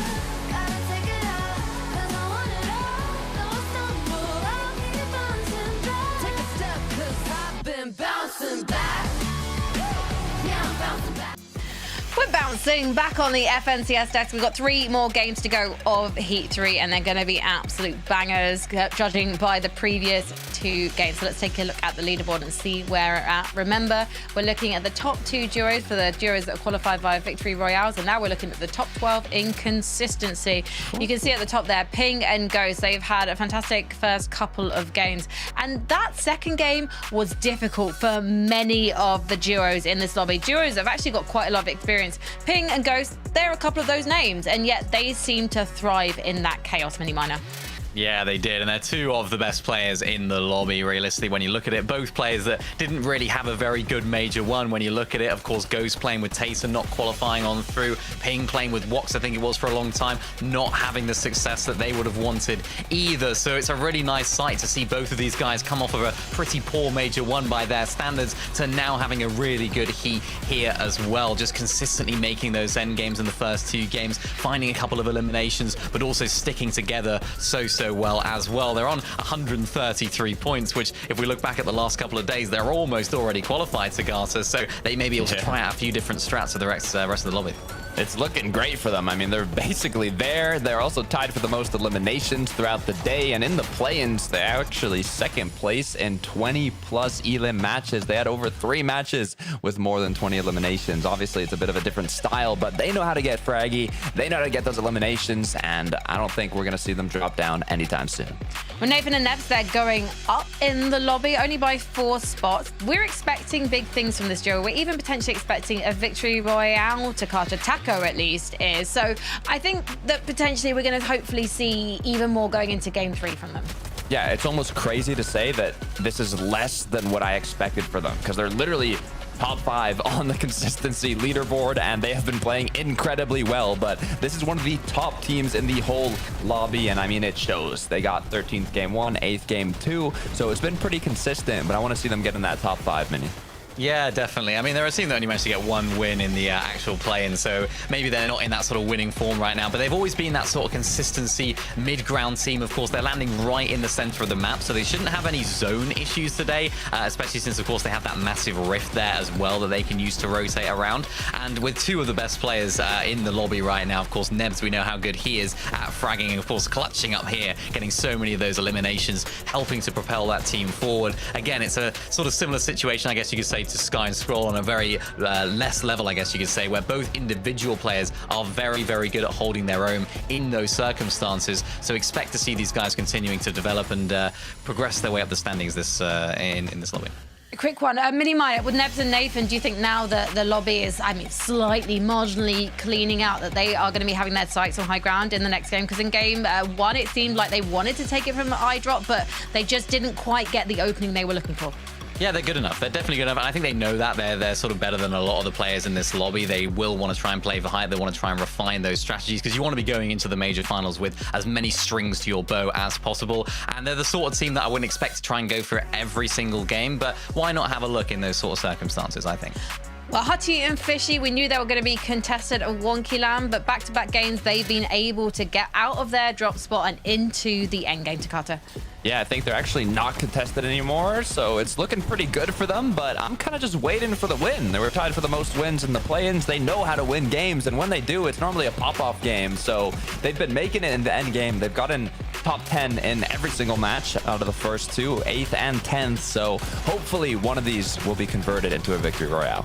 It was a bit weird for them to actually play out all these games in heats. They're not used to this based on last season. They were, of course, having to have one or two games actually making it to the end game. So actually interesting to see how these guys are keeping on developing throughout today. As I mentioned at the beginning of the show, nobody's actually qualified through Wonky Land this weekend. So really big rewards for these guys if they can continue this level of form, because by the looks of things, they may just have that drop spot uncontested. So if they're playing this well, making end games like they are today, whilst uncontested, then they're definitely a team to look out for if they do make rounds. Well, let's look out for Chap and Flixie going to this next game. They had a solid game one, thanks to Flixie, managing to clutch some extra placement points and eliminations. Game two, not quite as steady for them, Mini Miner. Yeah, not quite as steady. It was a 17th there in that very last game. And they're too good of a team to not qualify realistically, Takata. Both of them are fantastic individual players coming together, such a fraggy team as well. But in this game, only a couple of eliminations, just got caught in the back right there by one of the players coming on through. And even Flixie here, there was a shot here, got that first knock, but of course couldn't connect with that second shot, which was ultimately the problem there. I mean, there's a reason they're the only Globals qualified team in this heat, and 8th place right now, even including the two duos that have already qualified through a VR. I want to see them make it happen. I don't know. Yeah, okay, quickly, predictions. Who's taking the victory royale in this next one, Takata? Huddy Fishy. Mini? Chap and Flixie. Ooh, okay, you're going with the big names. I want to see Pix and Firen. Where are you, Pix and Firen? And where are you, Levin and Taco? We're right here, where we've been the past 2 days. We don't really move, but we keep casting because we have more games to talk about. Taco, any surprises so far you've seen? You know, what you expected to see out of Heat 3? Well, easily the last biggest surprise going to be have Zestful and Super Eye pulling out the Victory Royale. I know that what tends to happen a lot of times with these sort of Heat formats is that you're usually going to see at least one or two newcomer duos sort of surface and break out with their Victory Royale heading into the Grand's lobby, but that was still just an impressive way to get the job done with so many other experienced teams surrounding them. Yeah, and the thing with these surprise wins, as we'll call it, they mess up people's predictions, right? And so I'm sure people now are sort of looking back at the teams they put, they're thinking, oh my goodness, okay, we're running out of spots. The people who I'm predicting they got to get it done. We'll see if they can start to figure things out here in game number 3.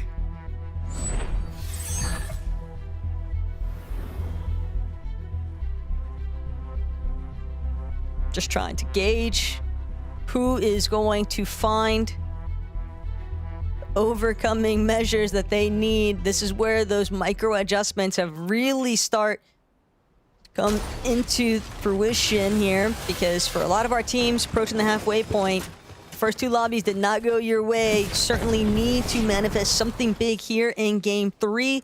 Otherwise, you will be staring down the odds of having to secure a Victory Royale in lobbies 4 and 5, and with so many other duos that are going to be willing to try and send it to have the same success.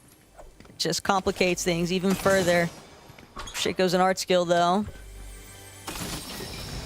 Uncontested currently, but they know they'll have company soon enough. They might even decide to try and take them out first.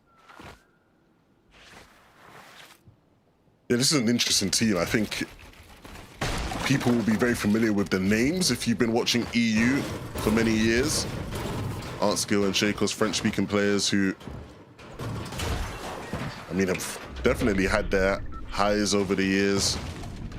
maybe right now not in their best moment. Oh, that what a way that would have been. If he had actually just gone down to full damage there, as I was saying that, would have been quite something. But thankfully he doesn't, because we're not rooting against Art School. We want to see him doing well. But Noah, on the other side of things, we'll be hoping that that isn't the case.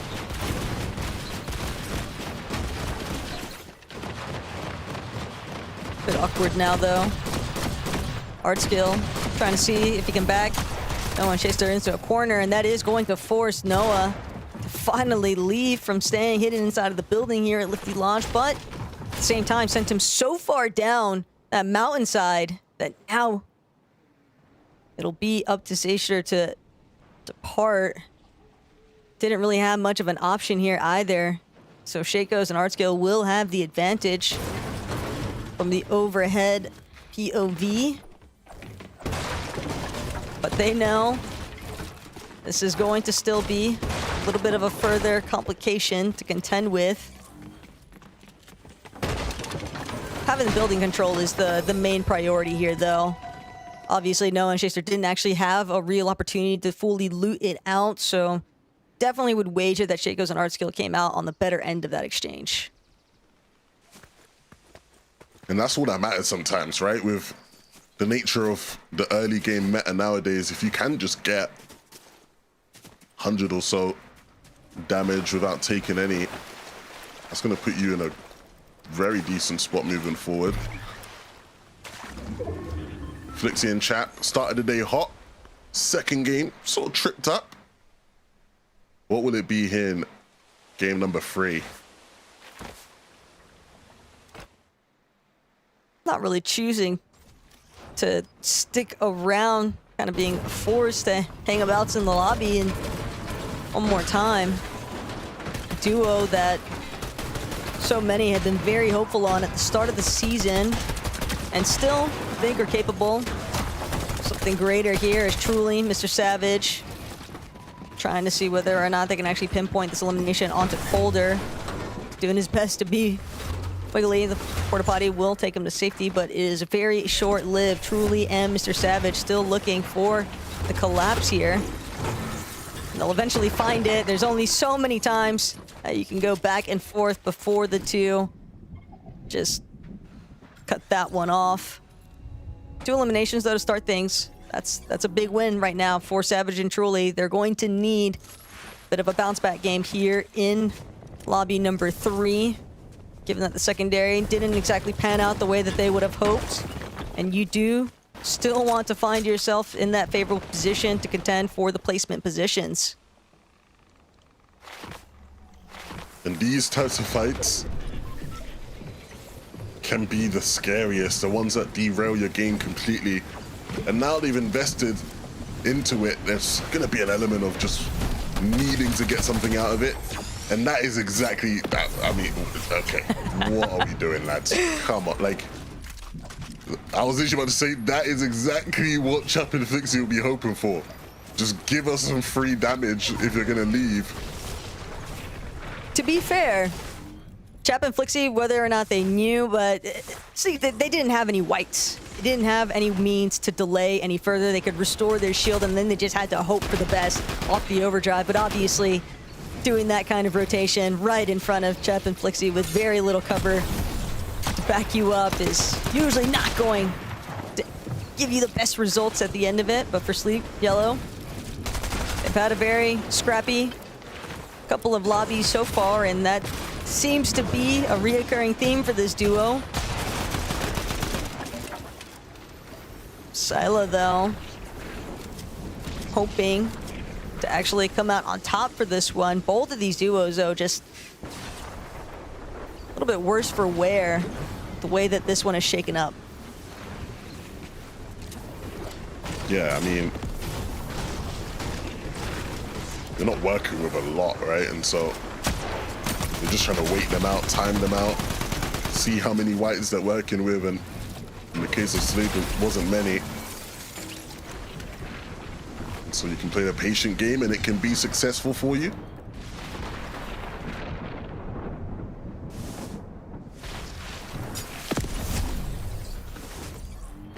Another one of those awkward instances, though, for Wolvax and Zarb, whether their intentions had been to apply a little bit more pressure, or is that duo that they just left the area of. They recognize with Pixoxy and Saren holding a surge base on a higher pressure point, just not really worth trying to contend with. Chat Flixie, though, taking some shots over towards Ping and Ghost. Still haven't left Golden Grove, and given that this is their backyard, makes perfect sense, especially after that last fight they had, sort of buy them a little bit more time to hover about, see whether there are teams trying to utilize a dead side rotation of sorts, and they'll know that is exactly what Ghost and Ping were after.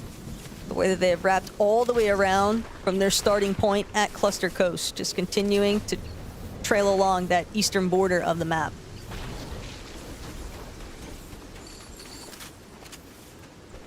Yeah, this pool is going to be interesting because Ghost and Ping obviously very impressive in that second game. Felt like they really showcased some of their firepower as well. But with this type of a zone, it makes the game a bit more tough to play as far as the comfortability of it all and allowing them to sort of play out their strategy how they like to. The best teams have to adapt in these sort of moments. Physics and Silo, though, they were just hoping for a little bit of breathing room after finding those first two eliminations. Instead, Quicks and Zucky just continuing to cause a little bit more disruption than what they'd initially been after. Surge could be focal point for both of these teams, but fortunately for Sila and Nixus, they realize that Zucky and Quicks have retreated. Probably need to start working on their own rotation soon enough. The vending should help out a little bit there, depending on how much gold they were actually able to muster up. But Gonzo and iDrop holding it down. These guys, again, I think one of the teams who you'd think almost destined for a win. I'm actually surprised it's not iDrop in the base right now. iDrop's got a 9.4 damage ratio on the day right now so far up to the first two games. So, and he's doing that from down below. He's not even the one sat in the base just farming the little peaks. He's the one refarming.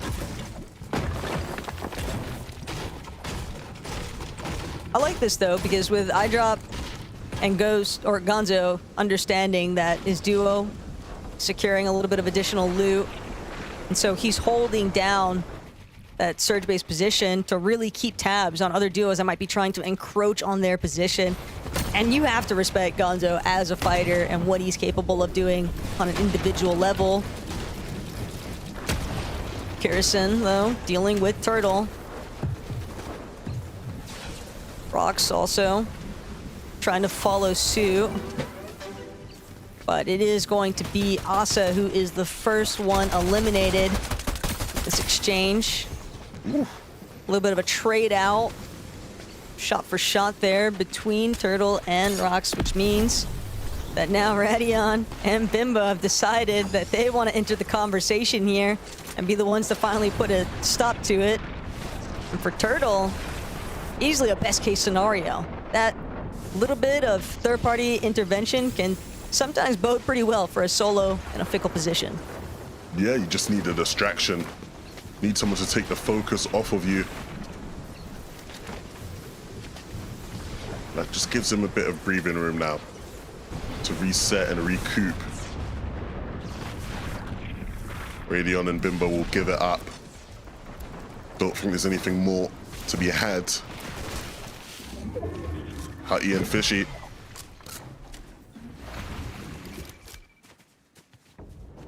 Everyone's sort of waiting for it. I think a lot of people now are on the train. They want to see these guys get a win. Fishy seemingly gaining a lot of fans of late for his impressive performances in particular. Hutty's been around for a while. He's had his praise. But the young gun Fishy starting to finally get some credit. For good reason. Fishy has just been an absolute menace when it comes to the fragger department. and very recent tourney performances for Hala and Kaisers, though, having some issues here currently. And for Silent Mixes, this is exactly the kind of chaos they needed to take advantage of the vendings. Yeah, I was just gonna say Hattie's probably pretty lucky for she can't speak good English. That's what everybody's been saying. Otherwise, I know the DMs would be going crazy with how he's been playing. It might get, They might already be going crazy if you think about it. You just might not know.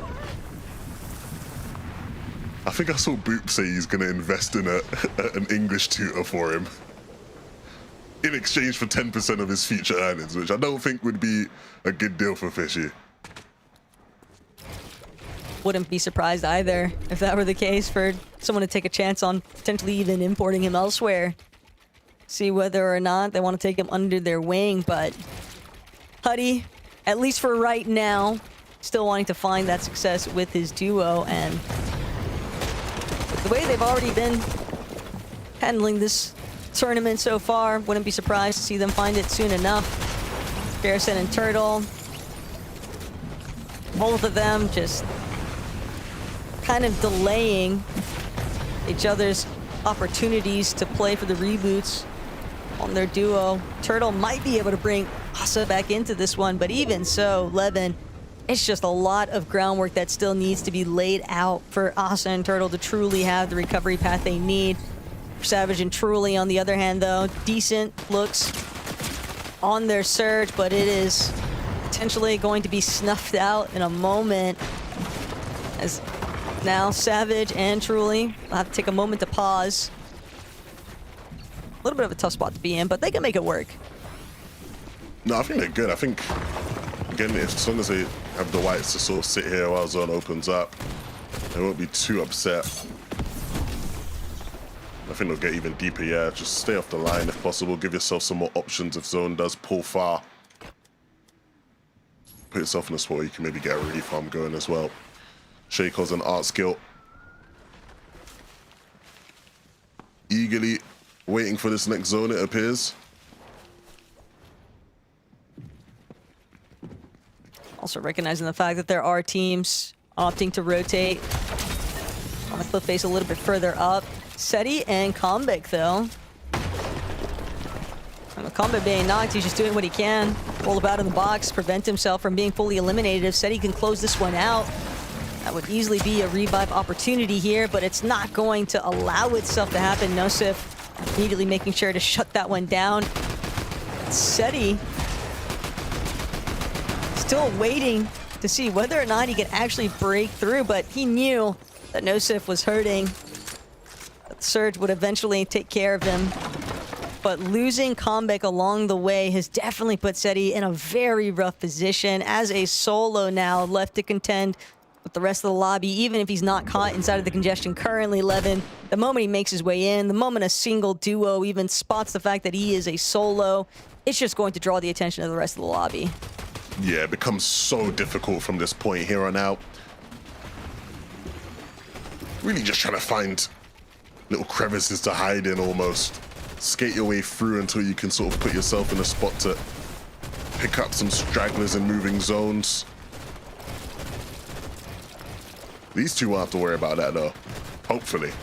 Nebs and Nathan, still waiting to see a big game for them. Oftentimes, to be fair, they do tend to heat up towards the back end of tournaments of late, right? It's usually those last couple games where they start to get into a rhythm.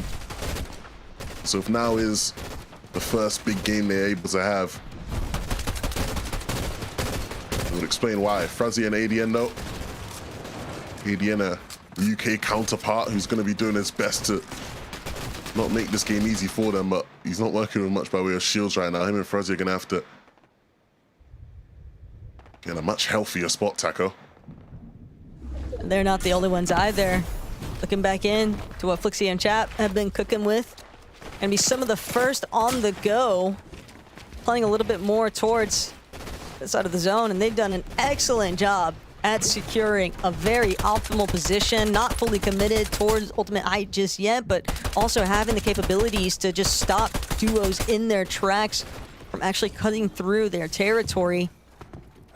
Now we'll get a chance to see whether or not Seti really even have an opportunity to continue here. He's already got to deal with the likes of Surge ticking away at him. Only 30 left in the Chug Jug and 2 medkits. He's just trying to prioritize getting the damage online instead. He knows that if he takes a moment to pause and heal, it's going to be just lost chances to try and get some additional damage. Surge Threshold has bailed him out just a bit, though. Still narrowly managing to avoid sitting underneath it, but he'll take the moment to actually try and trek forward. It's running out of movement. Say, I don't need another year from you. I don't need another month. Not another week. Not even another day. I just need one more endgame. Can you show some of that SETI magic here with nothing to work with? Can you pull something out the hat? The opportunities are there for him, but he's got to do it one more time. Pressure being applied. He'll pick up the one. And this is where the journey continues. Can he do it again? He certainly can. That player is so low, they'll move away. And he won't chase it. He's happy with what he's got so far. Might have even recognized the audio cue, though, so close by, and said he will at least be able to recover a little bit of the body loot, which Bimbo and Radion are clearly not too happy with, considering that they were the duo applying a little bit of additional pressure here. But it's the refreshes on the overdrive grenade that have really saved SETI big time here right now, Levin. It's giving them the options to at least have slightly better mobility to try and catch up with the rest of the pack, but this zone pool a bit brutal right now for a solo, and SETI's just got to do it all by himself.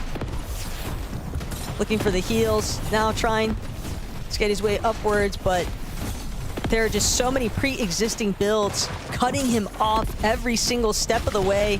It's incredible that Height hasn't had a chance to look down on him just yet. He's made it a little bit closer towards the front side of zone, but he'll need another big 200 shot to convert into an elimination refresh, both for the Siphon and just for the additional little scraps of loot here. And that's not the same kind of hurt that Ghost and Ping are in. Instead, they're the ones applying a lot of the hurting towards this backside of the zone. Done a great job one more time, making sure to maintain as a duo with leading the charge here. Yeah, another potential great game for Ping and Ghost, showcasing to people that they may be the real deal come next weekend. They've already done enough to be comfortable for the next couple games, but they want to do even more damage to this lobby. Chap has to solo clutch. The zone will pull towards him on the front side of low. And there will be players sort of rotating above him now, so there's opportunities to get some elims if he wants some extra points. You have to be careful not to run into anyone too scary.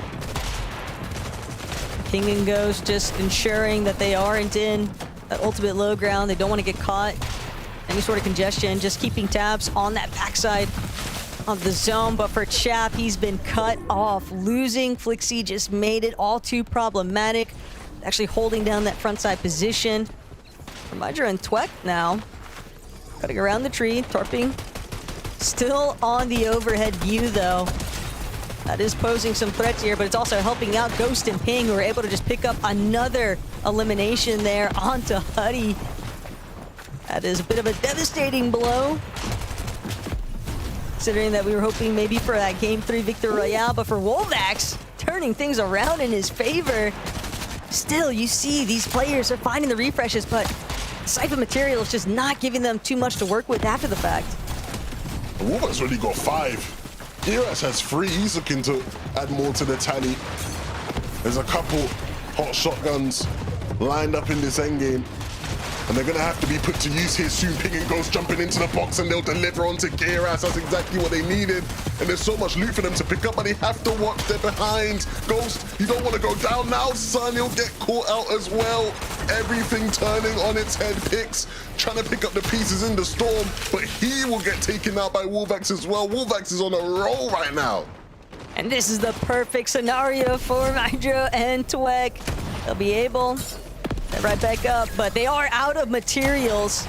So Wolvax, whether or not he'll be able to escape, it just doesn't matter. Twek and Midra, they avoided the bulk of the chaos that was taking place in those lower layers, even being part of the problem with the way that they were suppressing from the high ground, Levin, and just did a great job on capitalizing on their Victor Royale moment. You thought they were one-time reload wonders. No, they are not. They are the real deal into the finals. Back to you, Frankie. Thank you very much. Yet again, a high ground team able to take it early, hold on, and get the victory royale, Mini Miner. Yeah, what a win for these guys. Rode out high ground so effectively well right there. It's something we spoke about a lot yesterday. It's something we spoke about a lot in Heat 1 as well. That turnover of height consistently happening. But so far today, bar that first game, we haven't really seen too many teams actually challenged for that high ground right now. So it does seem like it's quite free. And for Twek and Mydro, they make back-to-back FNCS Grand Finals. They'll be looking to sort of expand on that performance that they had last season. It's looking like Knockout City on the low ground, though, to Carter. But as you just said, Mini Miner, Twek and Mydro looking really solid to Carter. Is this duo a surprise for you? I mean, they're not unknowns to us. We know that they're a team that can make it to grand finals. I believe they have before. Yeah, I mean, Minnie just called it out, making it back once again. They were on the radar for me. They were on the radar. I wasn't fully confident, but I wasn't fully out, right? I thought they had more than, you know, they were more than capable of making it, and they've only played better and better as the day went on. They started with a match where they finished 21st, then they got 9th, and now they got 1st. They won the game, so it was an uphill battle for these two, and I'm honestly not too surprised. It's a team that's like, they made it. I was like, okay, yeah. I can see it. Yeah, definitely. I mean, you know, I think they set themselves up for success really well there. You saw it in that 8th zone. The zone pulled back sort of over that hill. They were already really high above the rest of the lobby. We saw a lot of the clips right there, being able to get a lot of those beams done. And then, of course, the zone in that 9th zone went back down the other side of the hill. And when you're a height team, that's a really important section of the game to make sure that you're not going to get chopped down. You're not going to get looked up at by other teams. And when you try and sort of waterfall your way down, you're not going to get beamed out of the sky. So they did that really well. And that's a really good sign of a top tier team right there, because they didn't lose height in that situation. So a well-played height game, a deserved FNCS Grand Finals appearance, and another one for them. So very excited for them. All right, well, it was Knockout City on the low ground, and we'll be visiting it again after the break. Low-ground demons will fall. And so now, Seti, Hamza, Yakko looking to remind the rest of the competition that they are in it for the win. Fighting for it all. It's Pixie, it's Marius, and Vanya. If they want the win, this is the moment. No! What is in front of them? And they want to take it by force. They already have second place locked in. It's all nothing.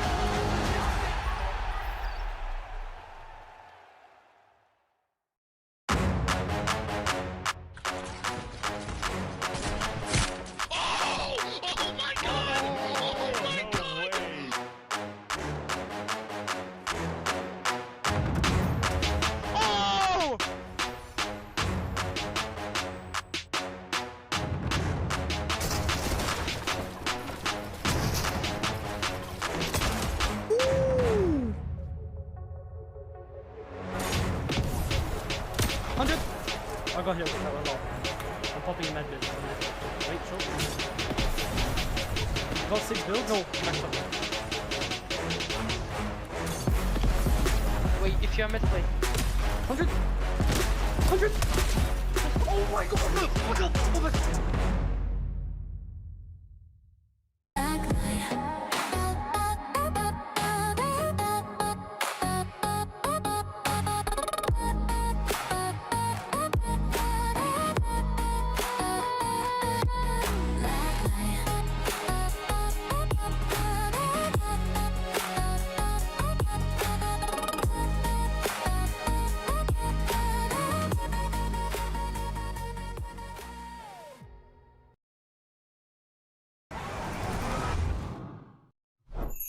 Milk can help you grow.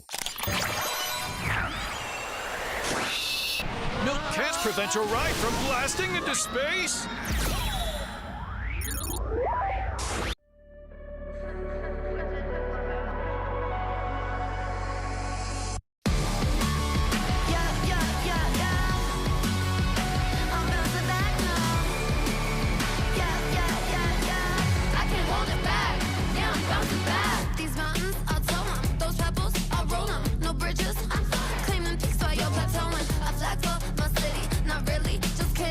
Tags they taking from me. This one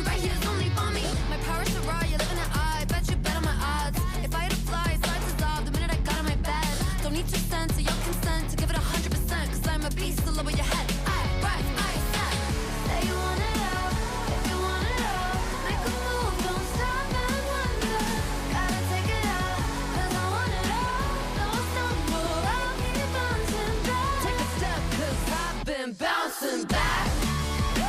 Yeah, I'm bouncing back. We are halfway through our Heat 3 lobby, which means we've only got a couple more games, and then the duos that haven't qualified for the grand finals will be trying to make their way into the last chance lobby on Tuesday. So let's talk about some of the big numbers we've witnessed so far. It's time for the Players in Focus powered by Milk, and there's one player we're expecting to dominate these numbers, to Carter. Oh, and that is Ghost, leading the pack in terms of not only eliminations, not only damage dealt, but even solo clutch points. I mean, even on top of all of this mini minor, Ping and Ghost have gotten top 5 every single match. Yeah, really great shout out to Ghost right there for all of those amazing stats. That's what this guy can do. Even Mr. Savage there as well with the most amount of bills placed. I feel like we haven't really seen too much from that duo in terms of absolute pop-offs, so hoping to see more from them. But yeah, Ghost, what a player. I feel like we really didn't get to see the best of Ghost last season. Maybe it was a bit of a pressure thing, I think, when you're playing with someone like Tayson. You know, you're sort of trying to make your first grand finals. It's like a really, really difficult time to actually make it happen for him, and it's just like maybe now he's playing with a little bit less pressure, maybe not. I'm not too sure, so we'll have to wait and see. Yeah, I mean, the zone here in this last match, which is the match that they got the most eliminations in, pulled pretty far north, and they land at the southeast side of the map, literally as southeast as you can go. So it was a tough rotate. Not only did they get the job done, they got it done incredibly well with the top 5 and 10 eliminations. So they have been looking unstoppable throughout the whole day. And I mean, I'm just kind of waiting for the win. When's the win gonna come through? I mean, you're already on top of the consistency leaderboard. Let's see that win. I think it's really great to see Ping back on form as well, because he was part of this triple fragging threat last year with Malabuka and Wox. And I feel like, obviously, Malabuka aside, Wox and Ping, they've kind of struggled to break free from the shadow of 2025. And now we're seeing Ping do it, and it's so satisfying to watch. But let's take a look at the leaderboard, because we need to talk about another player we know can frag. We saw it all of last year, and that's Flixie with Chap. And these guys, they're stuck kind of in the middle of things. They can pop off when they need to. They're going to need to, though, if they want to stay in contention, Mini Miner. Yeah, they do. They're in a decent position right now. You know, they're not at the very top of the standings, but they're just keeping themselves afloat right now, keeping those sort of mid-end games coming in. It's not an amazing performance. It's not something that we'd expect necessarily from these guys because of the level of player that they both are. But what they can keep doing, hopefully keep on these end games, keep them coming up. What are they on? 125 points. Yeah, you can see it there. So they're doing enough just about right now. It's just about keeping that up, I suppose, to go. The issue is they've only broken top 10 in one match, and it was the first match. Instead of, you know, like Twek and Mijo going up and up and up in every placement, they're kind of going down and down and down. So hopefully, you know, they can turn that around now. Well, let's check in also on Seti and Combat. Let's see where they are on the leaderboard, because it feels like with these guys, they're just having to clutch these games out. They're kind of getting stuck, I guess, particularly in that last game, in the mid game, to finding themselves in trouble. But Seti played so well to clutch his way through to get them better placement. Yeah, they've had rough starts to the end games. I mean, you can see Seti here in 7th zone is already a solo. Luckily enough, was able to clutch up a bit of damage and had a decent amount of loot and materials. So Seti actually was able to stay up till, I believe, the end of zone 8. So amazing clutch from Seti, but you need more than one solo clutch to qualify yourself to the grand finals. Yeah, there was a moment during this end game where I was like, hang on, Seti is actually still alive at this point. It was unbelievable how far he managed to get into this game, especially from being a solo for so long. But they do need to make the most of these games, I think. These are the sort of games that they need to start getting more into, because they've only got 2 more games left. Remember, we broke down at the beginning of the day, they might be getting contested by Chicho and Skavi. Of course, so far they haven't been. And I was looking at where Chicho and Skavi actually landed towards the north side of the Battlewoods. So similar sort of area. And because Chicho and Skavi aren't playing so great right now, they're in 31st, I believe, on the standings. They might just switch back to take that drop spot and take that 50-50, if you like, with Seti's duos. So will that be maybe something they look back on as like, oh, maybe we need to make the most of those games that were uncontested? We'll have to see. But for now, they need to make the most of them. I think they should be contested. I think that Chicho and Skavi should go there. I think both of these teams need to kick up the proverbial. And what's going to do that more than having a face-off to Carter? Yeah, I mean, that's the way to make it happen. I get their concern, though. I, did bring up that out of the 10 games, matches that they've faced off against each other, each of them have won 5. So they're literally even. It is a 50-50, and with 5 matches to be played out in the heats, you do not want to go down with 0 points off the drop. So I understand it, but maybe getting into the last game, if it's looking really bad for Chicho and Skavi, we could see it happen. Yeah, there's only 2 more left to go, lads. Come on. Fight. Hutty and Fishy, they didn't actually have to fight for Wonky Land, it turns out, though, at Mini Minor. And we are seeing them make it the distance. We're still waiting for this victory royale from these guys, though.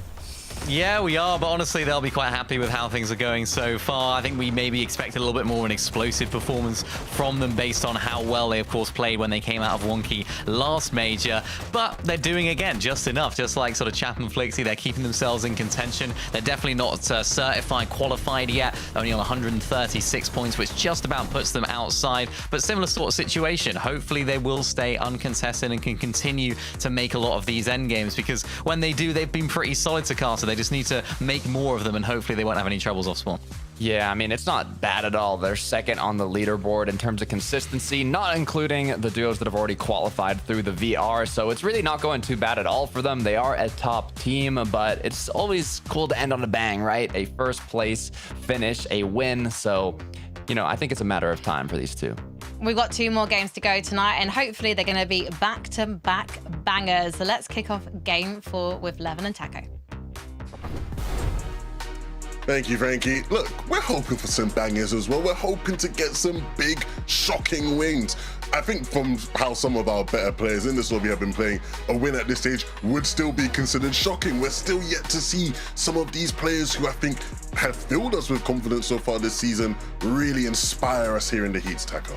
And that's part of the problem too, right? Because the clock is ticking. We're already about to venture into game number 4, and yet we have still yet to really see that true, strong breakout performance aside from our current 3 Victory Royale holders. It just doesn't really seem like anyone has really been able to really set the tone yet.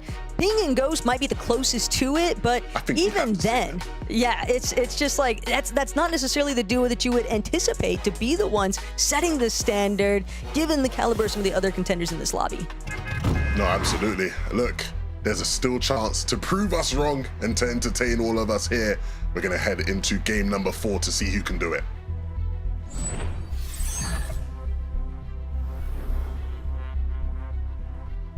Who will it be? Who will take this 4th game?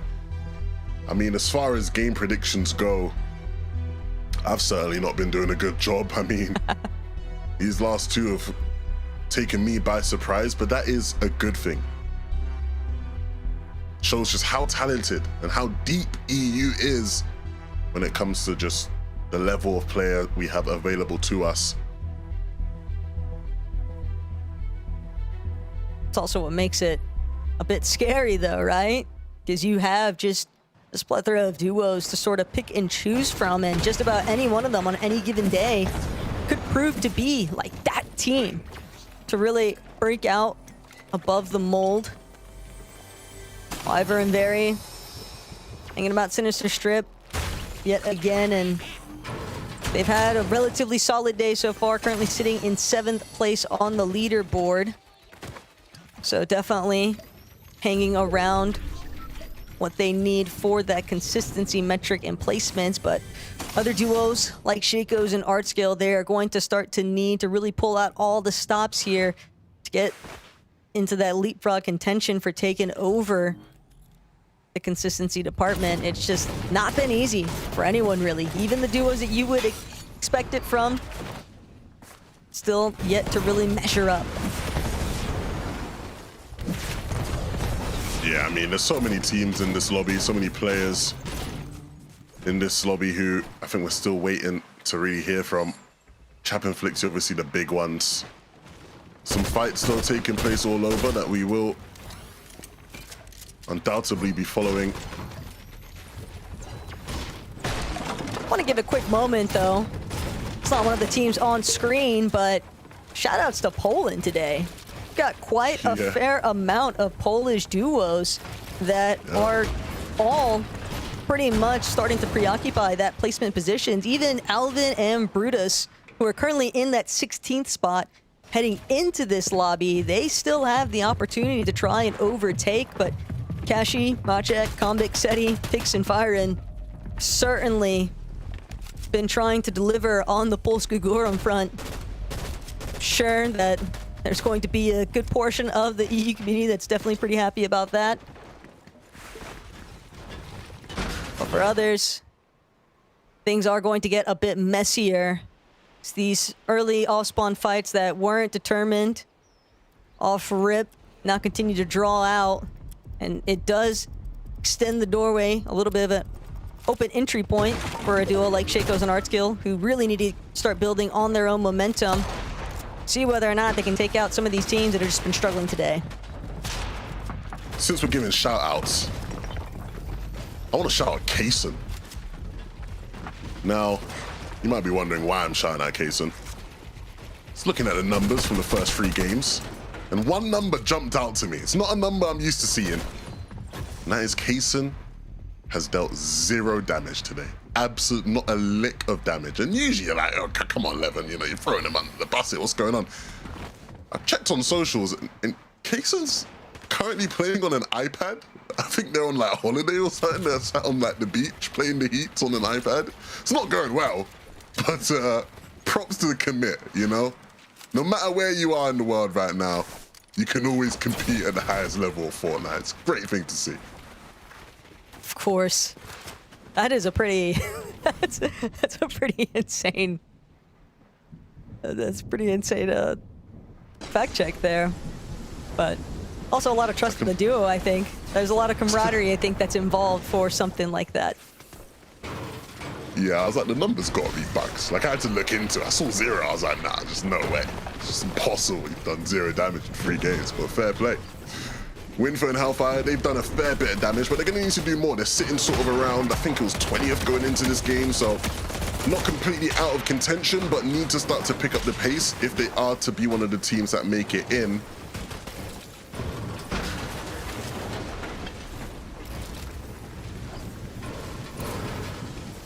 If they really want to start turning up the heat, getting that initial elimination would certainly go a long way for both of them.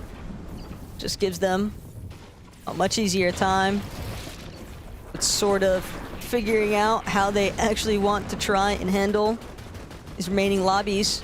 Do want to make note of the fact, though, that they have had to go on quite a cross-country journey with some of these zone pools, though. And that can make things relatively difficult for teams that are in that southern area of the map, whether it's southwest or southeast. But as I say that, I also find myself drawing back to Ping and Ghost and their successes, and they're one of the most southmost teams you could think of over at Cluster Coast, and yet they have managed to still consistently find themselves not only in endgames but converting it into very valid placements as well as elimination standings. No, absolutely. It's not always an excuse to zones. You can, you know, it's not always something you can rely on as the excuse. Great players make it work, find the right solutions.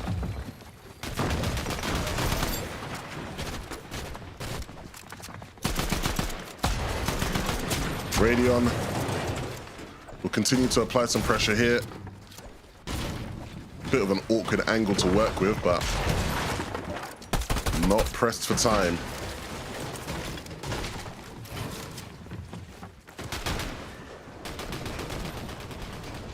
Got to be careful, though. Other duos looking to potentially take control of those positions. Savage and Truly, they have really got to step it up a notch here, though. It is a very difficult spot for this duo to be in. But never say never. We've seen Savage pull himself out of the mud before.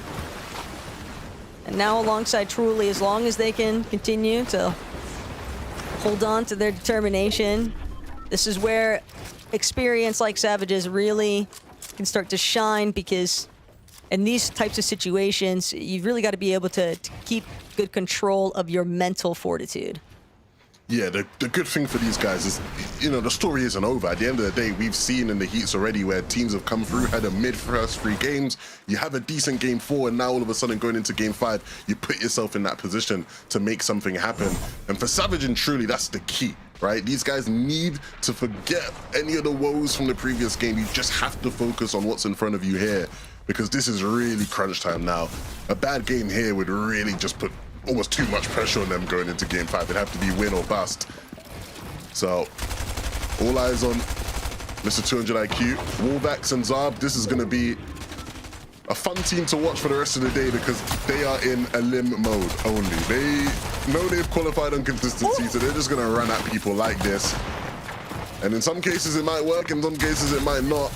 Based off of how Wolvax has been hitting shots, I'd probably lean more towards him, but Xenox is going to do a good job of making this a close bout.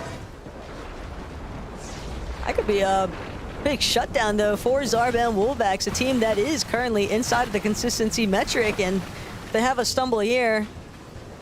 And they have managed to secure quite a few amount of placement points, so you would think that their position should be safe and sound in terms of qualifying through consistency, which is a big part of the reason why we see them much more willing to get a bit more reckless and just take those immediate box fights. But like seeing the signs of life there from Xenox. Bit rough spo, as you already mentioned, because Alba and Xenox, they definitely needed a little bit more of a conversion here for endgame placements.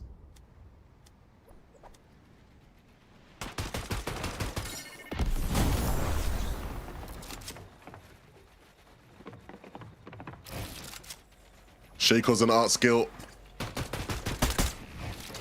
Art skill looking to apply pressure from the left, giving room to distract for Shakos to maybe squeeze some damage through on the right.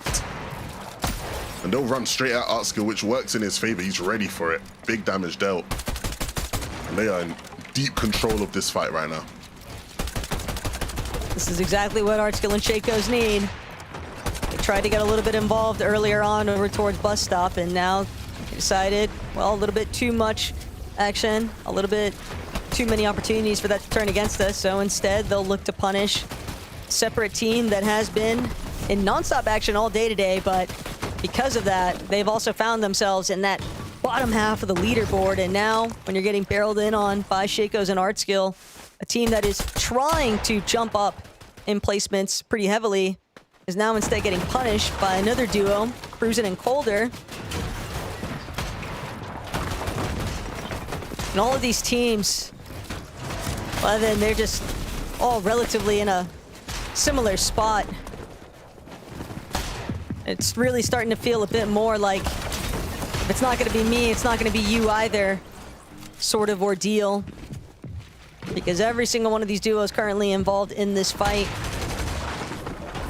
are currently well outside of that consistency placement measure. Yeah, I mean, the irony of the urgency is, yeah, all 3 of them are in the bottom half, right? And so chances of qualification starting to slim out, and with fights like this, they only get slimmer. Nobody's seeming to benefit out of this one. Cruisin' will probably be picked back up, but with another team rolling through now, it just complicates things even more. Skos and Vegeta will walk through, and they haven't had the best of days either, coming into this game in 37th.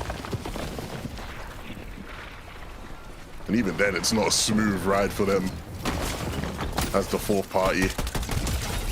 They'll close it out though, and the revive will come through.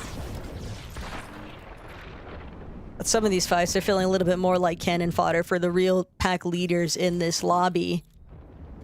Because all players well outside of the top 15 area on the leaderboard continue to fight for essentially sticks and stones.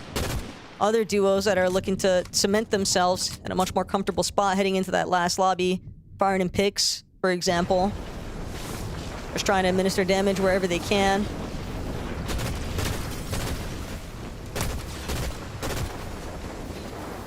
Could be bad news bears, though, for Comeback and Seti. Started off the day pretty hot, and Well, outside of that first lobby, it's been a little bit more up and down than what they probably would have hoped here, Lev. I think the silver lining for this duo is that the first game was so good that it still puts them in a decent spot, right?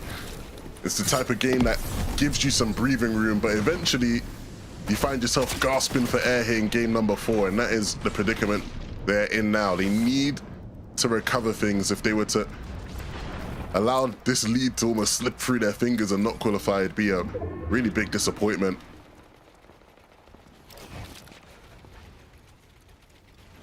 This could potentially end up being a pretty big clash, though, until the surge threshold ticks very much into Fishy and Huddy's favor. No real reason for them to necessarily try and force a fight, especially when you don't want to pick a fight with some of the lobby leaders like Pix and Ghost, excuse me, but Huddy and Fishy will instead look to take advantage of some of those teams that we've been spectating earlier on.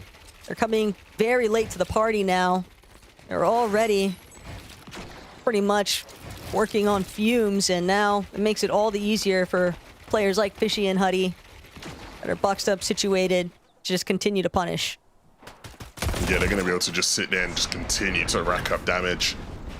They're in a great spot going into this next game. Again, the type of team that, you know, anybody fighting for a qualification spot probably wants to see them win, get them out, so the spots start to slip on down, because they are sitting firmly in it at the moment.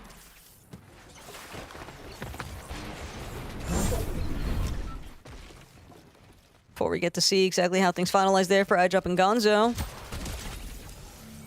Savage and Truly able to pick up an elimination to an isolated member there. But job's not finished. In fact, some would say that the job might even just be getting started here in Game 4. I was going to say, Taka, has the job started? I mean, you still need so much more from these guys. And hopefully that elim is a sign of things to come. But look, unashamedly, I think it's fair to share a little bit of bias from time to time. If there is a duo that can certainly turn things around at a moment's notice, it's Savage and Truly. They just need that spark, that one series of events to finally go their way, and it could be just one or two zones not ending up as max pools for Savage and Truly.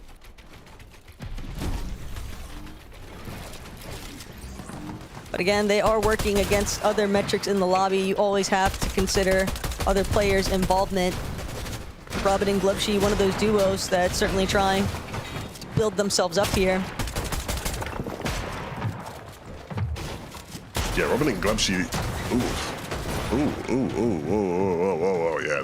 Let's go back down, boys. Let's regroup for a second here. Robin and Glubshy, not the type of team I'm used to seeing losing fights like these.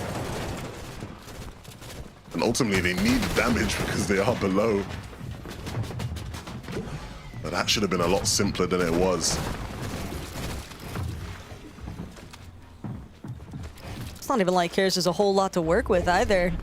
Practically on his last legs. Doesn't even seem like he has any sort of healing resources. Otherwise, would have definitely imagined that shield would have at least started to go back up, but instead, Glubshy, Robin, because they weren't able to finalize that elimination, yeah, they're just sitting slightly below that surge threshold. And they don't get to pick and choose for much longer. They're just gonna have to start getting a little bit more proactive here with the rest of the lobby, but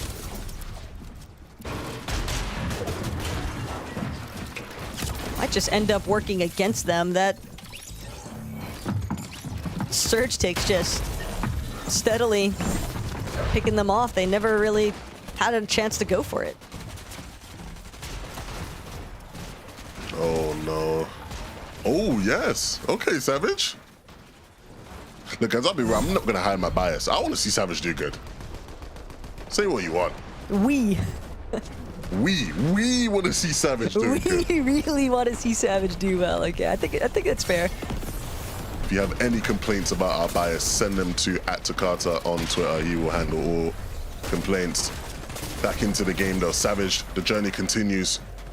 Because even with that elim, they are still down on Surge. Truly trying to stop that from being the case though. And he can't quite connect with anything. Quickstat popped up earlier talking about how these guys have earned placement points in every single game. They just can't get better than a top 15. I think what's better between this game and the last tackle for these two is the fact that they are in it together. We've seen Savage having to solo clutch a bit. We want to see them both alive to try and fix this situation that just seemingly keeps getting worse, Taco. That's the problem, is that they've both got next to nothing to work with, and with 8 players still needing to go down before that surge will stop just being the thorn in their side. Savage and Truly just going to be forced into an awkward exchange here against Seti and Comeback. They've got to be precise as ever, but they might just be delivering some additional material here to Seti and Comeback instead. Truly still trying to force his way into the box, and it is just a fruitless endeavor. And it's so frustrating because you have to jump in there. They make the right play, but ultimately the water is so awkward to fight in. You see Savage's POV, he's just bobbling in the water, can't do anything. And the same water trying to get out of it sort of leaves Comeback in a predicament. And so that leaves just Seti, the sole survivor of that situation with not many builds left. We're gonna have to see a Seti masterclass. And ultimately did play a little bit of a spoiler there too for Seti and Comeback, because like you just said, Lev, trying to navigate the remainder of this lobby as a solo is going to be very complicated, especially with the way that some teams have already opted to try and head towards height. Yosef and Izzy will look for frontside control, but Gieres as a solo, he's just got to stay one step ahead of the rest of the pack. Little by little though, still making his way forward, still doing what he can. Still 10 feet tall here. Had a really solid loadout too, aside from the fact that he was lacking the overdrive grenades. Depends on how brutal these next few zone pulls might be for him. But for Chap and Flixie, they might actually be the ultimate countermeasure here, because Gieres has got hardly any HP left. Yeah, when you look at the numbers so far today, Chap and Flixie have been one of the better teams, delivering in most categories, but they just haven't figured it out in these endgame moments. The fundamentals haven't been on display. Here in this game, they have the chance to shut everybody up and secure a spot in the major finals. They just have to hold on to height. When you look at some of their opposition, like iDrop, who's left as a solo, as definitely one of our contenders that certainly has leaned more towards that height favorability, but won't really have the option, especially with no materials on the low ground, just kind of crouching about, trying to see if he can drop by Throzy, but Throzy won't budge, manages to hold on to his ramp. Instead, Pixovsky caught off guard here for a moment. iDrop just trying to take out Nebs entirely, but can't get a chance. The body rolls just proving to be such a menace for players hoping for refreshes.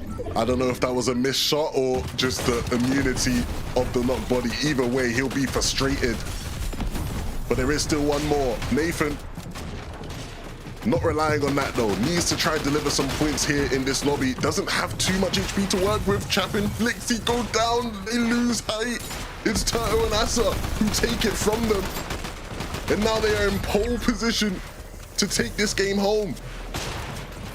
And this is exactly the type of game that Asa and Turtle need, because they weren't working with much else at the start of this lobby. Throzy still forced to drop yet again back to ultimate low. Sad and Pixovsky doing what they can to cover their heads, try and prevent Turtle from continuing to apply that steady pressure here. Winter, though, with a turnaround onto Alba. The Siphon just barely going to keep him up and running, but Pixovsky, Saren looking to take full advantage. Chaos that had just ensued here. Asa Turtle still seeming to be the healthiest of the bunch, though. What are you gonna do when the pressure is on and all you have to do is connect the right shots to hit? They will do it. Asa and Turtle, not a doubt. They waited for the perfect moment to strike and they get their win. A well-deserved one as well, Taco.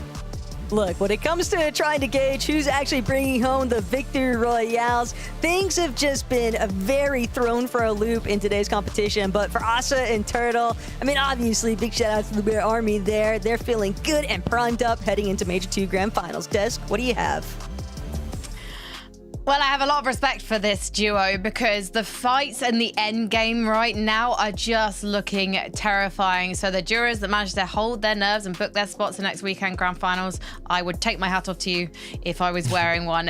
Mini minor, great result for these guys. Yeah, a really great result, especially since they were way down on the leaderboards going into this game. This is like perfect Heat's gameplay, if you like, because the one game that they were able to actually make it into endgame properly, they took height in a really nice fashion and managed to close out with a win to Carter. That's exactly what you want to see. It was a 44th, 40th, and a 32nd coming up into this game. So nice to see them finally getting a win. I mean, quite literally had 9 points going into this match. And the good news is, doesn't matter, because all they need is that win, and it will send them to the major finals. Doing it with 13 eliminations is a good way to go as well. So, I mean, I'm happy to see Turtle and Asa in the finals. Yeah, this is a great message and even a warning for all of the duos out there. Anyone can take a victory royale, and most of you need to fight for it like hell because there's only 10 spots and consistency for grabs now. And so many duos are having up and down inconsistent evenings, so everyone needs to go for the top. Let's see if they can do it in just a few minutes. Out on the low ground, demons will fall. And so now, Seti, Kanza, Yakko looking to remind the rest of the competition that they are in it for the win. It's Pixie, it's Marius, and Vanya. If they want the win, this is the moment. No, what is in front of them? And they want to take it by force. They already have second place locked in. It's all.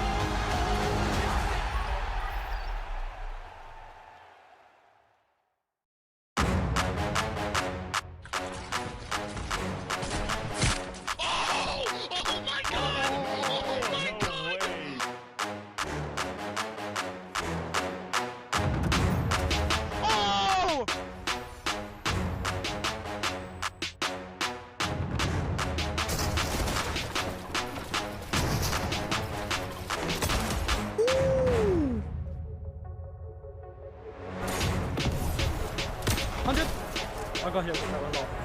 I'm popping a med bit. Wait, short. Got 6 builds? No, max up. Wait, if you're mid play. 100! 100! Oh my god! Oh my god! Oh my god!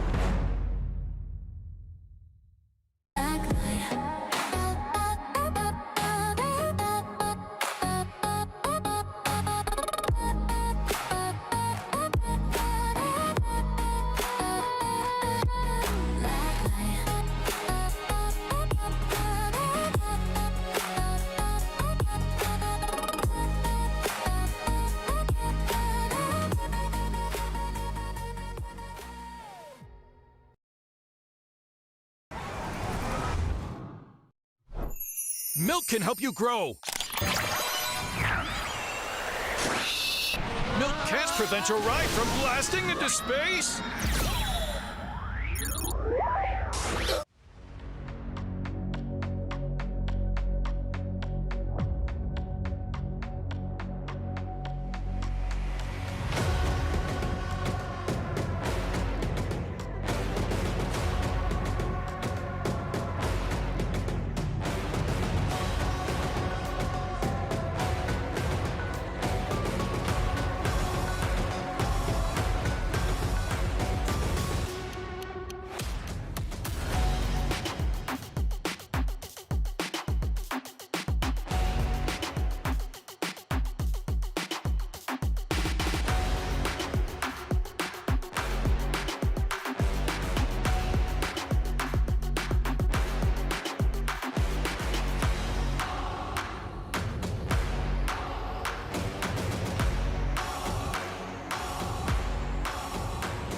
There is just one more game to go before we lock in our Heat 3 victors. 5 Victory Royale winners and 10 duos going through on their consistency across the games tonight. So let's take a look at the leaderboard and see where the standings are for these duos.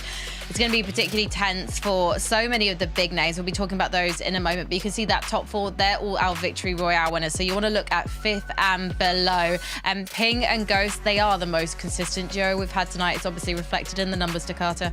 Yeah, I mean, they've been comfortably sitting there all day long, and it doesn't look like they're going anywhere but up, especially in this last match. Nice shots connecting through. They got 9th with 4 eliminations, and surprisingly enough, Minnie, that's their worst placement today.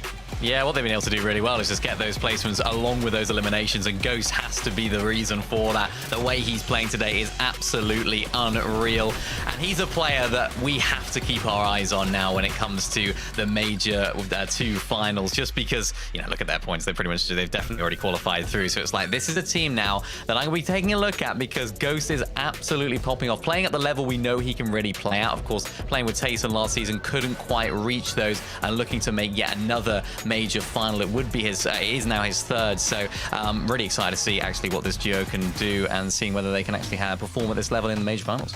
And Mini Minor, we can see Chap and Flixie, they've gone up 1 place after game 4. Despite Flixie ending up in 10th, they're not necessarily making it to the bitter end games, but they're always picking up eliminations along the way.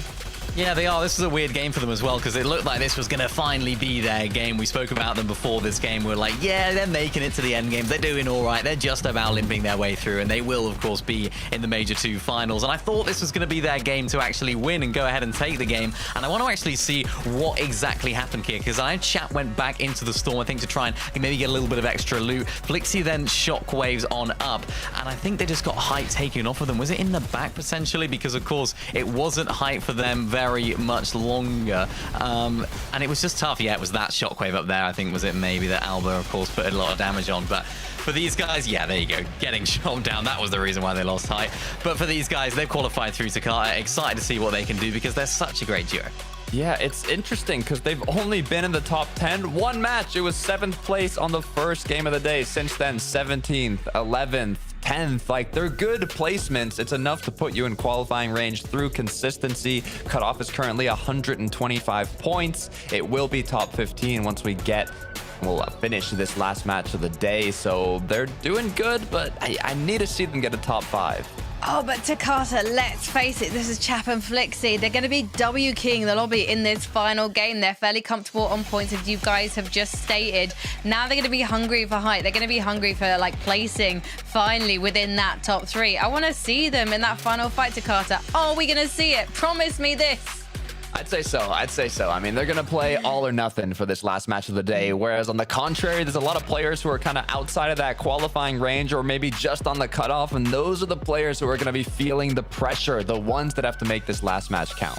Or if we bring up the leaderboard, we'll see Nathan and Nebs. They are on page 1 of the leaderboard right now. And this is a duo, to be honest, that have performed under all of our expectations. We basically all said this individually on the broadcast tonight. We know that they deserve to be in the grand finals. We just want them to pull out an all guns blazing display, Mini Minor. Yeah, I think realistically should just about be qualified through, but it was a really important game for them, this one, actually, here in game 4, because they did have that wobble in game 3 where they got a 24th with not a single elimination. So it was actually good to see them back together in endgame Takata, which is where they operate best. And even Nebs there hitting a good few shots, unfortunately getting dropped down there at the end, but just about doing enough here to realistically already qualify them through. But they just want to bolster that here in the last game. Yeah, I mean, it's interesting because these are one of the favorites going into today, uncontested, dead center of the map, looking primed up from the play-ins, and I mean, they're in qualifying range, but we did expect a bit more from them, so we'll see if they can finish strong in the last match. We'll take a look at the qualifying range now on page 2 of the leaderboard. Remember, guys, we are looking at the top 4 of this page. If you're 15th and below, you're currently not in contention, but obviously everything can change after this next game. So Pixum, Furen, and Tiddy and Hool, they are currently on the threshold to Carter. These are 2 teams that can pull a big game out of the bag.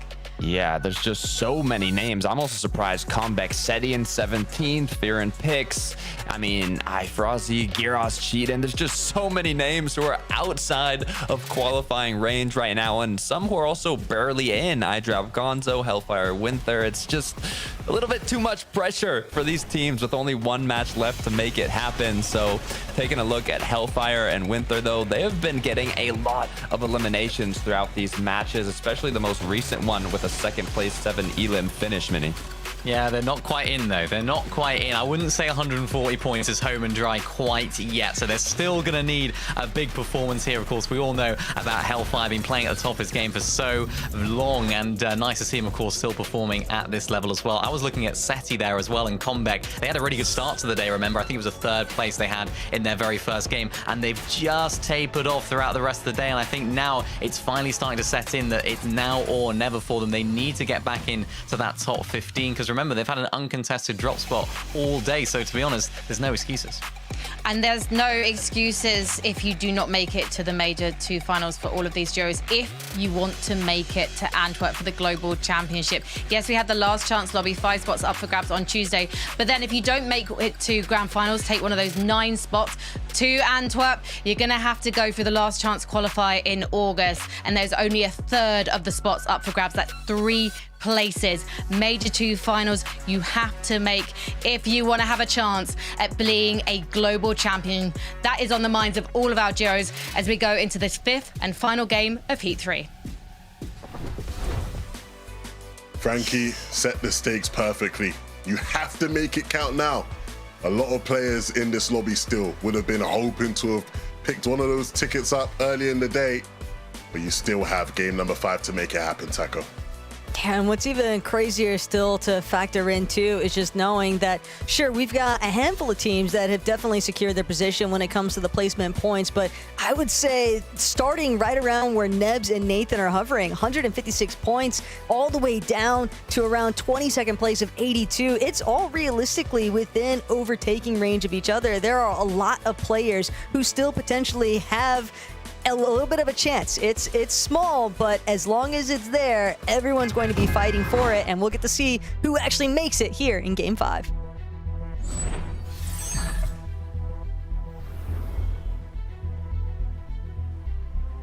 And sort of continuing that initial talking point, it's just understanding that, sure, while the difference between 82 points and 156 might seem steep, it's still just enough that players are going to have to really try and do everything in their power. Whatever's left over in the tank, every last little bit of gas, you've just got to stomp on the pedal and try to really skyrocket yourself forward into the best possible position. And for other teams, it's all or nothing. They don't have the luxury of choosing. Their only hopes of making it to the Major 2 Grand Finals outside of the last chance lobby is just going to be a win and you're in situation. Parties that have been fighting at Latte Landing and such all day long. No one really coming out on top for it. Even if they have been able to convert off spawn wins, it's usually immediately shut down by third-party endeavors. This time it'll feature Seti and Comeback. Again, the panic isn't there just yet, but Seti and Comeback know what's at stake. They are currently sitting outside of that placement.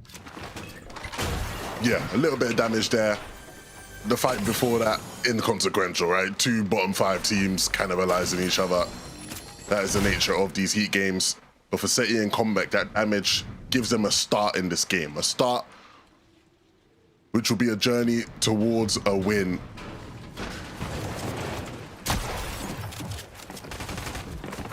Really just thinking about Seti and Comeback right now, since they're already a bit northern of the map. They might even have the chance to third party yet again. What's taking place here between more teams that are currently on that bottom 25 half of the leaderboard. And for Noah and Seisher, seems like they were able to get the win over Shaco's and Art Skill. But it'll still be tough to try and escape the likes of Seti and Comeback. This is big. We've not seen much of Izzy and Nosif today, but they've been a team hovering around the edge of qualification. And just like that, Izzy and Nosif's hopes and dreams will rely on the last chance qualifier. Unfortunately for them, we shunned the light on them a bit too late. They struggled to deal with it. And so that is going to be the end of the road there for them. Chap and Flixie. We've spoken a lot about their struggles. I don't think they're going to struggle though if they're going up against Kaysen based on some of the stats I was given last game. Noodle might have something to say though. Or maybe not.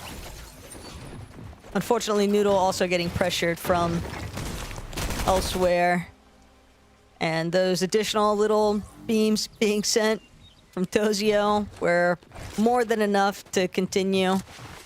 Chap and Flixie's a little bit of aggression there. Kind of sunk Noodle along the way. But yeah, Chap, Flixie, it hasn't been, you know, a lights out performance by any means today, but it's at least been enough to where they are in a relatively safe position for the contention in terms of placement. It'd be great to see them close things out with the Victory Royale. We know that they've got the potential for it, but if we're going to follow today's narrative in terms of how their day has gone, it's very likely just going to be solid movements throughout the end game. It's just going to translate into additional points. Hutty and Fishy, I'm still holding on to the dream. I want to see them get a win. At least one of the two. At least one.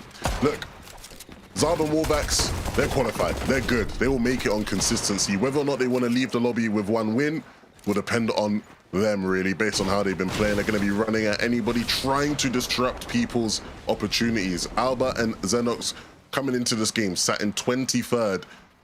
Not the closest to being able to qualify, but still not impossible. A really good game could do it if they can muster one up. But again, when you have Wolvax and Zarb running at you like this, it does complicate things a tad bit.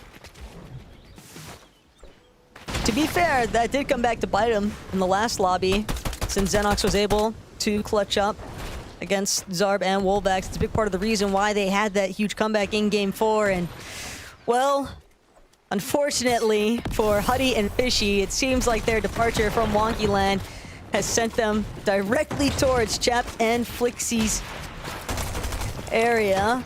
Is now Chap, Flixie can kind of fight things through. There is another duo, Kalas and Morles, who have unfortunately gotten involved. Whether or not they necessarily wanted to be here is a different story entirely, but for Chap and Flixie, they won't have any problems whatsoever taking down yet another duo in this lobby. Hutty Fishy have managed to escape down towards the tunnel, so be safe for the time being.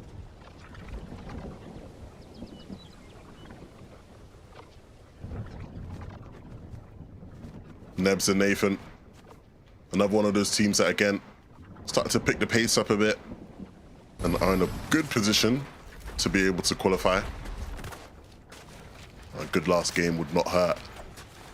A win wouldn't hurt. No, I'm with you. I want to see them get a dub. Especially when you factor in that, you know, we're looking at teams in their divisional cup performances, right? That's one of the leading metrics for where you like to factor how a duo might perform in their given heats. And you have to remember, Nebs and Nathan, one of the few duos that have actually managed to secure 3 Victory Royales in a singular Div Cup finals. So you would almost expect that a Victory Royale in the heats lobby is just a given. And yet, today's competition clearly showcasing that there is plenty of talent on the EU region that is all looking to get their hands on that same win condition.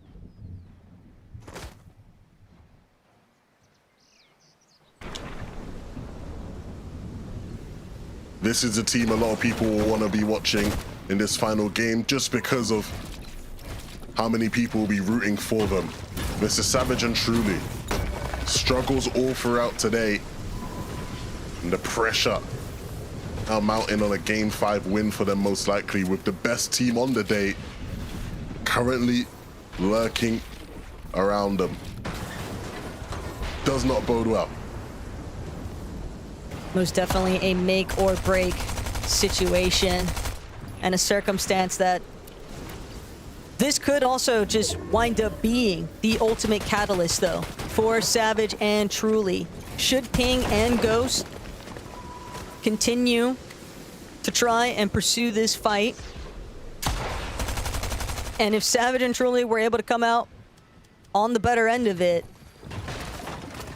that would certainly have to be the ultimate confidence metric to carry them through into a solid endgame performance, because they just need the one. Realistically speaking, looking at some of these teams that are currently in competition for that top placement metric, most of them have had just 1 or 2 solid games on the day, and the rest a little bit more towards the dudded section. But that just goes to show that a very strong performance in the final hour could be the actual difference maker between last chance lobby or already having your seat on the battle bus for the Major 2 Grand Finals. Yeah, it's always very fine margins, isn't it? And I know for the players, you replay those moments over and over again in your mind. Chap and Flixie find themselves in the midst of a battle between them and Nebs and Nathan. Neither team really comes out of this positively.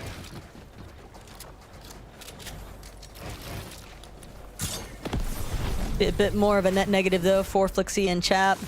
Anytime you see a party that's at a loadout spot waiting for an item to fill it out. But for Chap and Flixie, the start of this game, they were able to get rather aggressive. I mean, Chap with 3 eliminations, as is.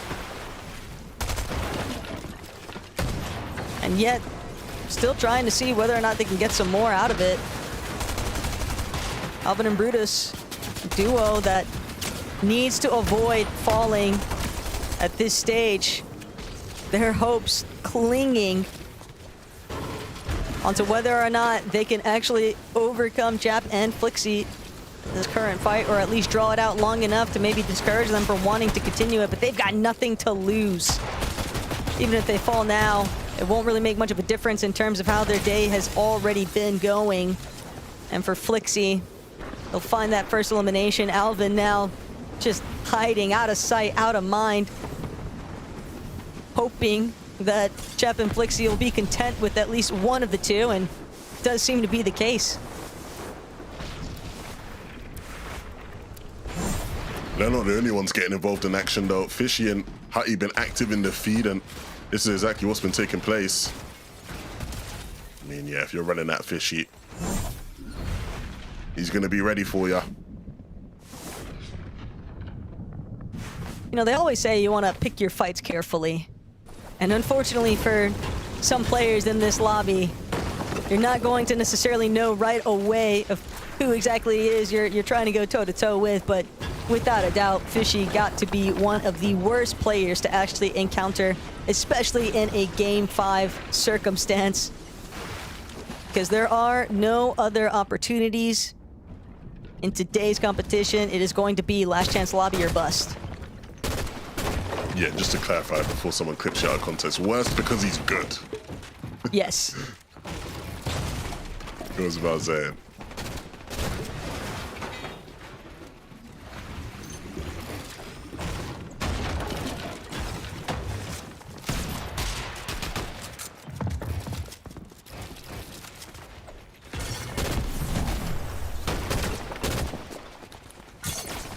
Biggest part of the reason why Chuck and Ifrozi are trying to avoid this fight is because they're dealing with a team that's got nothing to lose. They're playing only for the win. Bimbo and Radeon have absolutely exhausted themselves when it comes to most of their material count in this fight. but they are just playing for that Hail Mary takeaway. They're trying to see if they can shut down Chuck and Ifrozi, who, sure, they might be hovering just outside the placement range, but it's a very difficult spot to be in when you know that you've got a duo challenging you that is clearly a bit desperate. And for Bimbo and Radeon, the main reason why they wanted that fight so badly is just because they know that they need every bit of elimination points they can get, just in case they wind up with the top 3 positioning. You never know if you just barely might manage to crawl your way into that bottom spot of the placement, but more likely than not, they just want to clear out some space, try and make sure that they are one of the last duos fighting for that victory royale. Champ and Flixie go down there, and that isn't optimal. It means it'll be a bit of a nail biter, but I think they should be good based off of previous days' qualifications. So now the eyes switch focus to some of the other teams. We just had Fuzzy and ADN on our screens there. You can see it on the bottom of our screens. ADN had 6 limbs last game. So the coach now is doing everything in his power to make sure he can play in next weekend's finals. What happens with all the teams he's coaching if he's got to prep for his own grands? Who knows? Fuzzy maybe will handle the prep for him. If you're not familiar with Fuzzy, he has the most noble scrim games in 2025 and 2024 back to back. He's a grinder. He plays and practices more than anybody else, and that practice is coming in handy because he might get the better hand of some of his Norwegian counterparts here. iDrop and Gonzo still need to do a bit more here to solidify themselves a qualification spot. I think most people are expecting them to do it, but the job isn't done. And there's some very hungry teams like an ADN and Fuzzy looking to do it ahead of them, and currently running in a storm ahead of them. For Nathan and Nebs, they'll just have to sit and wait and stare at that leaderboard and hope that they have done enough, because encountering Bimbo and Radeon, who have just been a little bit more reckless with how they're trying to measure up in these fights. Nathan did a great job initially, but ultimately winds up working against them. Just any sort of pauses that prevent you from making it into a more solid position inside the zone, it's just going to leave you susceptible to the rest of the lobby, sort of focusing in on your position. And right now, Hellfire, Winther, after Winther soloing so many placement points in that last lobby, along with those eliminations, it has put them in a very good spot for contention here, but they're going to have to replicate it. Ideally, though, not with Winther as a solo, but instead alongside Hellfire. Yeah, and Winther and Hellfire in a great spot. Some of the players ahead of them, like a Chap and Flixie, Nebs and Nathan, some of the players who maybe could have caused them issues have been going down. Fuzzy has lost ADN, so ADN came in with the goods. Fuzzy cannot return the favor. They will fall, and just like that, their hopes of the FNCS final rely on next week's last chance qualifier. Tough break, but still, the amount of points that they were able to grab is right on par with where SETI and Comeback currently sit. And this is exactly why SETI was kind of just trying to monitor what was taking place towards that backside of the zone, just in a slightly better position. He's going to be the shutdown factor there for ADN and Fuzzy's hopes. And for Hellfire and Winther, we had just mentioned wanting to see them make it towards that endgame performance, but as a duo, and now we'll get the other end of that. Hellfire this time as a solo, though. It's a rough spot to be in, but every little bit of placement points counts when you are a team that's already just barely on the line for the placement points. Serin and Pixolski in a great spot here, you see, to just do some target practice. You might even get a limb out of it. Ooh, Pixolski gets the knock. Well, a bit of damage taken. Plays like that can be risky. You can see he's very limb hungry. It's a bit of a dampener, though, knowing that even if you get the knocks, you won't necessarily get to make it towards the body loop, depending on how the zones are pooling. And for Pixossi and Saren, even though that might have been good material, don't get much out of it. I mean, at the point they're in, every little helps as far as the limb points, right? They'll take any extra points they can get. But you have to balance that risk. Keeping yourself in the game and getting some big placement will do wonders instead. Firing and picks sit in a similar spot where, again, it's just about trying to make the most out of this final game here. Don't have to do too much, just have to do enough. It's like you don't want to overcomplicate it, but things are looking a bit dire right now for Seti. No form of mobility. It's going to force him to try and make his way into this next zone. Fortunately, the building coverage is barely providing him enough of a helping hand, but no materials left over. None of these builds are his either. And he is just waiting to see whether or not he can continue to avoid this. This is tough. We've seen Seti in exactly the situation way too many times today. Solo left to clutch alone. And I said it earlier in the day, I want to see some Seti magic. There's only so much you can do in that spot. Hellfire has lost Winther. And so again, we're seeing all these teams who need a good last game here struggling. And that leaves room for one of these teams who's just been middle day to just come through and get a win potentially. You might have had a terrible 4 games and come through and win this final end game. It's up to these guys to try and stop that from happening. Pixosky and Seren running low on everything, and so need to find a refresh. The battle for height though, Taco, look at how messy it is. Everybody realizes the occasion, everybody realizes the opportunity at stake. They know that height has been the key to this lobby oftentimes, and they want a piece of it. Hellfire, can he get the siphon? It looks like it. That will keep him in just a bit longer. I see Savage is still up as well. There's still so many people who need this lane so desperately, Taco. And they're not the only ones. iDrop and Gonzo maybe not as desperate for the win, but certainly desperate for as many placement points and elimination points that they can manage to build up. Just provide every little bit of a buffer zone if possible, but Hellfire has finally been taken out by Cheatin and Gear as nonetheless another duo that was also very much in need of a strong performance here in the final lobby to see whether or not they can actually convert it into a spot for the Major 2 finals right away. Pixovsky, Saren still just barely managing to stay one tier above the rest, but making their way slowly now.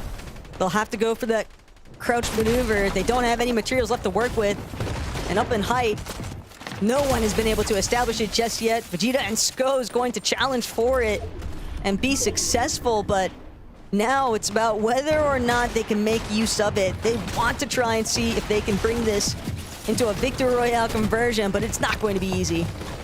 Yeah, and the Spaniards up top desperately need it. They've not had the best of days. A win here would be the perfect end. Based on how things have gone, Ifrozy just trying to stay alive to clutch up. He knows he needs more points. He knows that won't be enough. It's so difficult though. There's so many hungry duos still patrolling these layers, scouting out for any solos lingering about in the storm. And Pixovsky won't even be able to make it back into the safe zone. Cheating and Giras on the front side alone. Putting together a masterclass here, 6 already, and looking for more. But this is the problem. Now they've got to contend with 2 possible duos here, Jewel and Tidy, iDrop and Gonzo. And they don't want to find themselves sandwiched between either of them, which is why Geras continues to try and tarp towards that front side of the zone. But the cutoff has been met here. iDrop, Gonzo find their extension into Pix, but Gonzo immediately punished the moment that he tries to make it towards body loot. The moment he tries to get that siphon, it just doesn't come into play. Jewel and Tidy instead have now fully overtaken Ultimate Low, but Geras, he's at least got to make it. He'll continue to try and squeeze out just a little bit more placement points, but iDrop knows exactly where he's at. He's going to stop to make it in its tracks, but he's immediately cleared up for it. Skos and Vegeta have made good use of the high ground. This is the perfect end, potentially for the Spaniards if they can connect with the final shot. Vegeta goes down, Skulls is so low, he drops down, almost goes down to 4 damage, and Firen just has to connect with a final shot, but he's so low himself. Both players fighting now. Tidy trying to do it. Firen will go up, and he can't connect with the SMG. Such low HP. Can he force his way into the box? He knows just how big of a moment this is. The win so desperately needed and slips through his fingers. Tidy will do it. 8 on the game, and the crucial final shot connects. That is how you qual for the FNCS final. That tree branch could potentially just haunt Firen for quite some time, though, Levin. Just barely managed to cut them short, but it worked out great for Tidy and Jewel. So, Desk, what have you guys got? Well, Tidy and Jewel, they were 14th on the leaderboard going into that one, obviously guaranteeing themselves a spot now that they pretty much done the job. Pix and Fire, and we talked about it before going into Game 5, also on the threshold. What a game for both of these duos, but for Tidy and Jewel to Carter, having the gumption to manage to pull off that VR, we just have to, again, doff the chapeau to them. Yeah, the second half of the tournament today in Heat 3 for them has gone incredibly well. Game 1, 18th, then 44th, but somehow they just locked in. Back-to-back 7th place finishes, put them almost in qualifying range. They were very close going into that match, and with the win, they have solidified a spot in the grand finals. So a little too close for comfort, but at the end of the day, Mini, they got the job done, and that's what you love to see. Absolutely, yeah. There are a couple of players that we have seen in major finals previously. They, of course, played together back last year, but it's the first time they're actually making one this year. Of course, they didn't make it last time out. And this endgame overall, I mean, it was a complete mess. I don't know what was happening up on high. I don't know who was taking control of the lobby. I thought Vegeta was going to go ahead and win the game. They were the duo. Of course, Tidy was absolutely popping off in those moments as well, finding those eliminations. And it was this moment right here. The tree was in the way. It was all just really awkward, and things like that can really throw you off. But for Tidy and Jewel, these guys did not let it affect them whatsoever. Yeah, really close. I think for Fire, I think it's a good thing. I think they just had enough points, of course, to qualify through. Anyway, realistically, it was like 190 or something they ended on. So I think they won't be too disappointed, but still a very good end game nevertheless. Let's take a look at our Victory Royale winners from Heat 3. We'll be seeing all of these duos in next weekend's grand finals. Velo and Zynox taking the first Victory Royale for Wales and the rest of the UK mini minor at the start of today. Yeah, nice to see. I'm just looking at this list as well. I'm not seeing any of your guys' predictions that actually also won a game. This also goes for the casters, so it looks like the devs do know what we're talking about, and good to bat the Welsh. Hey, that's friendly fire, mini miner. We gotta go against the caster booth, Yeah, not the we'll desk go here. against What are we them. doing That's here? right. Yeah, we'll go. Yeah, that's fine. I'm just gonna caveat. I wasn't predicting Pix and Firen to get a Victory Royale, but I was predicting them to qualify, and they surely have done it in style. So let's see who gets to gloat in the green room as we bring up the leaderboard. Guys, you're looking at 6th to 15th here. And as you can see, Ghost and Ping just excellent with their consistency all games long today. Zarb and Wolfax, that firepower is something to contend with. And Hutty and Fishy have managed to do it to Carter. Yeah, if you're on this page, you're happy. All right, you're feeling good right now. You've guaranteed a spot in the major finals. We've got 5 of the teams that qualified through the VR, and these are the top 5 as well in consistency. But top 10 is actually what you need to qualify. So it's actually going to be number 15 on the next page is what that cutoff is going to be. I know Seti was in extreme danger. Nathan and Nebs were in danger, but let's see. Oh my gosh. Okay, the cutoff is actually going to be 157 mini. What a way to close it. So close. Cheated and Gearas making it to that end game really, really well. They've had a bit of a topsy-turvy day, really. They had a couple of good end games and then a couple of not so good games, but they clutched it up when it mattered most by just one singular point. But as you mentioned, my heart breaks for Seti and Comeback. Uncontested all day. They had everything going for them, really, but unfortunately, they still couldn't qualify through. Seti having to solo clutch there. He did it earlier on in the day, but couldn't make it happen in that last game, so they'll have to play the last chance qualifiers. And the play-ins are going to be on Monday, Takata. I just want to jump in really quickly, if that's okay with you. I just want to ask a quick question, which is, do you think that this is a duo that's going to be competing in that lobby together, or do you think they're going to be looking for duos to make another go at it? I don't know. Levin was saying it while he was casting. There's been a lot of solo action going on for Seti and Comeback, so I wouldn't be surprised if we maybe have a last-minute switch up for the last chance qualifier. But another surprise that I saw there, despite them qualifying, was Nathan Nebs in 14th, I believe. I mean, Cheatin' Giras had that 15th cutoff, but I was kind of expecting a bit higher of a placement from this duo. Nonetheless, they made it, so that's truly what matters. But hopefully for the major finals, they can lock in a bit more. And even Hellfire and Winther there on 13th. Hellfire solo clutching so many points at the end there. He had a couple of nice zone pullbacks, playing the Storm really well. And we talk a lot about experience. Hellfire has so much of that. And it's so easy if you're an inexperienced player to try and just go into the zone, play out all of your mats. But Hellfire used all that experience, stayed back inside of the Storm, squeezed out all those extra points, which ultimately qualified them through. So big ups to those guys as well. Well, for the duos that haven't qualified across the 3 heats here in Europe, they've got another shot.